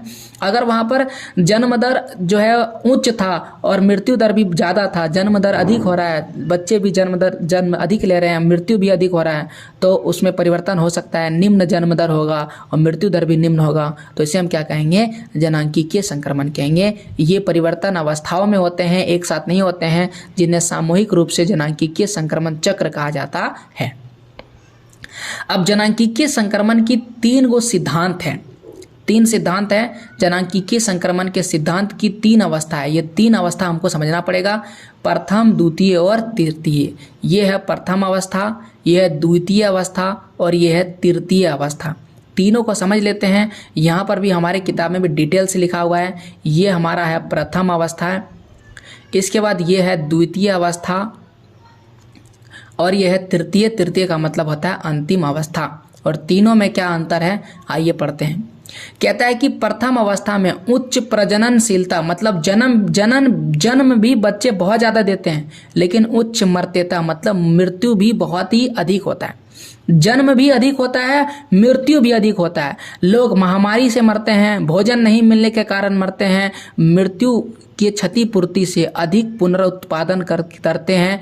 जनसंख्या वृद्धि धीमी होती है, जितना जन्म ले रहा है मृत्यु भी उतना हो रहा है। जनसंख्या जल्दी नहीं बढ़ रही है, जनसंख्या वृद्धि बहुत ही धीमी है। और अधिकांश लोग कौन से कार्य कर रहे हैं, केवल और केवल खेती का कार्य करते हैं। जहाँ बड़े परिवार को परिसंपत्ति माना जाता है, जिसके पास ज़्यादा बड़ा परिवार है, चाचा चाची दादा दादी सब मिल के रह रहे हैं, तो उसके पास संपत्ति ज़्यादा है। और जो कम परिवार है उसके पास संपत्ति कम है, ऐसा माना जाता है। जीवन प्रत्याशा भी निम्न होता है, लोग कम समय तक ही जीते हैं, अधिकांश लोग अशिक्षित होते हैं, कम पढ़े लिखे लोग होते हैं और प्रौद्योगिकी स्तर निम्न होता है, यानी फैक्ट्री वगैरह भी नहीं होता है। इस तरह के जीवन जो है इसे प्रथम अवस्था कहते हैं जनांकीय संक्रमण का। और ये कब था? आज से 200 साल पहले दुनिया ऐसी ही थी। आज से 200 साल पहले प्रथम अवस्था था। तो आज से 200 साल पहले कुछ भी नहीं था, जन्म दर भी मृत्यु दर भी सब चीज़ जीरो था। लोग खेती वाला जीवन जी रहा था, लोग उतने ज़्यादा परिश्रम नहीं करते, ज़्यादा परिश्रम करते थे, लोगों के पास उतना औद्योगिकी नहीं था। बांग्लादेश वर्षा वनों के आदिवासी, जो बांग्लादेश है वहाँ पर एक वर्षा वन है, वर्षा वन, और उसमें जो आदिवासी रह रहे हैं वो ऐसे ही रह रहे हैं जिस प्रकार से अभी मैंने आपको बताया। ठीक है, चलिए दूसरी अवस्था की बात करते हैं। इसमें दूसरी अवस्था में क्या बोला, यानी आज से 200 साल पहले लोग कैसे रह रहे होंगे। आप कल्पना कीजिए, 200 साल पहले क्या लोग ज़्यादा शिक्षा पर ध्यान दे रहे थे? नहीं दे रहे थे, लोग कम पढ़े लिखे हुए थे। आज से 200 साल पहले क्या लोग ज़्यादा कह सकते हैं शिक्षा पर ध्यान नहीं दे रहे थे? लोगों के पास ज़्यादा प्रौद्योगिकी था या नहीं था? लोगों के पास कम था, लोग केवल खेती वाले जीवन जीते थे, उन पर ही अपना जीवन बसर करते थे। अब आता है दूसरी अवस्था।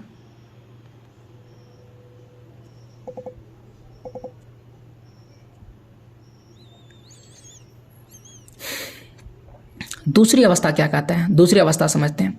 दूसरी अवस्था के प्रारंभ में प्रजननशीलता ऊंची बनी रहती है। यहाँ पर ऊंची बहुत ज़्यादा ऊंचा होता है प्रजननशीलता भी, किंतु समय के साथ घटती है, यानी समय के साथ प्रजननशीलता घटती है, यानी बच्चे को जन्म देने की जो क्रिया है वो घट जाती है। यह अवस्था घटती हुई मृत्यु दर के साथ आती है। घटती हुई मृत्यु दर के साथ आती है मतलब उस समय मृत्यु दर भी कम रहता है और धीरे धीरे दोनों बराबर हो जाता है। स्वास्थ्य संबंधी दशाओं तथा स्वच्छता में सुधार के साथ मृत्यता में कमी आती है, यानी स्वास्थ्य संबंधी दशा बेहतर होता है, लोग स्वस्थ रहते हैं, स्वच्छता पर भी ध्यान दिया जाता है, और मृत्यता का मतलब होता है मृत्यु में भी क्या होता है? कमी होता है। जन्म दर ज़्यादा है और मृत्यु दर क्या है? कम है। लोग स्वास्थ्य पर ध्यान दे रहा है, स्वच्छता पर ध्यान दे रहा है, तो क्या होगा? यानी जनसंख्या में वृद्धि होगा। इस अंतर के कारण जनसंख्या में होने वाला शुद्ध योग उच्च होता है, यानी कि जनसंख्या में वृद्धि होता है, और ऐसी जनसंख्या ये दूसरी अवस्था है। तो दूसरी अवस्था यहाँ पर दिखाया गया, देख सकते हैं, ये दूसरी अवस्था बताया गया है। ठीक है, विस्तृत होती जनसंख्या, यानी इसमें देख सकते हैं ये है हमारा मृत्यु दर जो धीरे धीरे ये जन्म दर है। ठीक है, ये जन्म दर है और धीरे धीरे देख सकते हैं ये घट रहा है, धीरे धीरे क्या हो रहा है? घट रहा है। और ये मृत्यु दर है, और मृत्यु दर भी क्या हो रहा है? धीरे धीरे जन्म दर जिस तरह से बढ़ रहा है, मृत्यु दर पहले घट रहा है और फिर मृत्यु दर जो है घटते जाता है। देख सकते हैं घट रहा है, घट रहा है, घट रहा है, घट रहा है, घट के दोनों एक ऐसा समय आता है जब दोनों बराबर हो जाता है। देखिए, पहले जन्म दर मेरा बढ़ रहा था, पहले बहुत तेजी से बढ़ रहा था, फिर जन्म दर घटने लगा, और घटते घटते एक समय ऐसा आया जन्म दर और मृत्यु दर क्या हो गया? बढ़ गया। जन्म दर बढ़ रहा था और वहीं मृत्यु दर क्या हो रहा था? घट रहा था। तो मृत्यु दर घट रहा था, इसके चलते क्या हुआ कि जो जनसंख्या में वृद्धि हो रही थी, जैसे कि पीरू देश की अगर बात करें, श्रीलंका देश की अगर बात करें, केन्या देश की बात करें, तो स्थिति वही है जैसा ये दूसरी अवस्था में बताया गया है। अब आइए तीसरी अवस्था बात करते हैं। तीसरी अवस्था क्या कहता है? यह बिल्कुल ही अंतिम अवस्था है और कहता है कि प्रजननशीलता और मर्त्यता दोनों ही अधिक घट जाती है, यानी ज़्यादा प्रजननशीलता यानी जन्म भी ज़्यादा नहीं होता है और ना ही ज़्यादा मृत्यु होता है, दोनों ही घट जाती है। जनसंख्या या तो स्थिर हो जाती है या मंद गति से बढ़ती है, या तो बिल्कुल स्थिर हो जाता है या तो बिल्कुल धीरे धीरे बढ़ती है। जनसंख्या नगरीय व शिक्षित हो जाती है, जनसंख्या नगर में रहने लगता है और शिक्षित हो जाता है, इसलिए वो जानता है कि जनसंख्या को बढ़ाएंगे तो संसाधन घट जाएगा, इसलिए यहाँ पर जनसंख्या उतनी जल्दी नहीं बढ़ती है। तथा उसके पास तकनीकी ज्ञान होता है, उसके पास टेक्नोलॉजी भी होता है, और ऐसी जनसंख्या विचार पूर्वक परिवार के आकार को नियंत्रित करती है, यानी अपने ही सोच से ये परिवार को नियंत्रित करके रखती है। और ये अंतिम अवस्था है, और ये अंतिम अवस्था कहाँ पर देखने को मिलेगा? कनाडा, जापान और संयुक्त राज्य अमेरिका में ऐसे ही विचार देखने को मिलेंगे। अब आपको जनसंख्या के 3 जो चरण थे आपको समझ में आ गए होंगे मेरे ख्याल से, और इससे प्रदर्शित होता है कि मनुष्य जाति अत्यधिक नम्य है, अपनी प्रजननशीलता समायोजित करने की योग्यता रखता है, यानी कि वे अपने प्रजननशीलता को रोक सकता है। ठीक है, उसके पास इतना टेक्नोलॉजी है। और वर्तमान में बहुत सारे ऐसे देश हैं जिनकी जनांकीय संक्रमण विभिन्न अवस्थाओं में होती है। अगर जनसंख्या को रोका जा सकता है तो क्या जनसंख्या नियंत्रण के कुछ उपाय हैं? तो उपाय है, आइए देखते हैं। परिवार नियोजन का काम बच्चों को जन्म को रोकने अथवा उसमें अंतराल रखना है। तो परिवार नियोजन एक ऐसा योजना है जो आप अपने घर में अपना सकते हैं, जिसका काम है बच्चों का जन्म को रोकना। यानी कि अभी आप बच्चे को जन्म नहीं देंगे या तो उनके बीच में अंतराल रखेंगे। अंतराल का मतलब एक बच्चा जब तक 5 साल का नहीं होगा तब तक हम दूसरे बच्चे को जन्म नहीं देंगे, तो ये कहलाता है अंतराल रखना। कई लोग ऐसे होते हैं जो बच्चों के बीच में 10-10 साल का अंतराल रखते हैं। तो परिवार नियोजन सुविधाएं जनसंख्या वृद्धि को सीमित करने और महिलाओं के स्वास्थ्य को बेहतर करने में मुख्य भूमिका निभाती है। तो परिवार नियोजन बढ़िया है, ये जनसंख्या की वृद्धि को सीमित करता है और साथ ही साथ महिलाओं की स्वास्थ्य स्थिति को बेहतर करता है। इससे प्रचार द्वारा लोगों को समझा करके बढ़ाया जा सकता है। गर्भ निरोधक की सुगम उपलब्धता, गर्भ निरोधक गोलियों का उपयोग करके परिवारों के लिए जो है कर निरुत्साहक उपाय मतलब होता है कि अगर आप कम बच्चे को जन्म दीजिएगा तो आपके कर्ज माफ कर देंगे। ऐसा कुछ प्रावधान करके जनसंख्या में नियंत्रण किया जा सकता है। ये जनसंख्या नियंत्रण में सहायक होते हैं। अब यहाँ पर एक लिखा है थॉमस माल्थस, इन्होंने क्या लिखा है, इनका एक सिद्धांत है। क्या सिद्धांत है पढ़िए। तो लिखता है कि इन्होंने सिद्धांत दिया, कब दिया था, 1798 में। इन्होंने कहा था कि लोगों की संख्या खाद्य आपूर्ति की अपेक्षा अधिक तेजी से बढ़ेगी। क्या बोला गया, लोगों की संख्या ज़्यादा बढ़ेगी और खाद्य आपूर्ति मतलब खाने वाला पदार्थ कम बढ़ेगा। देखिए, यानी खाने वाला पदार्थ कम बढ़ेगा और जनसंख्या अधिक बढ़ेगी। तो क्या होगा, आधी जनसंख्या ऐसी होगी जिसको खाना नहीं मिलेगा और वो भूखे मर जाएगी। जनसंख्या वृद्धि का परिणाम अकाल के कारण भूखे लोग मरेंगे, बीमारी से मरेंगे और युद्धों के द्वारा मरेगा। क्योंकि अगर जनसंख्या को भोजन नहीं मिलेगा तो वो लड़ाई करके किसी न किसी कारण से वो भोजन जरूर प्राप्त करेगा और इस तरह से अचानक गिरावट के रूप में मान सामने आएगा।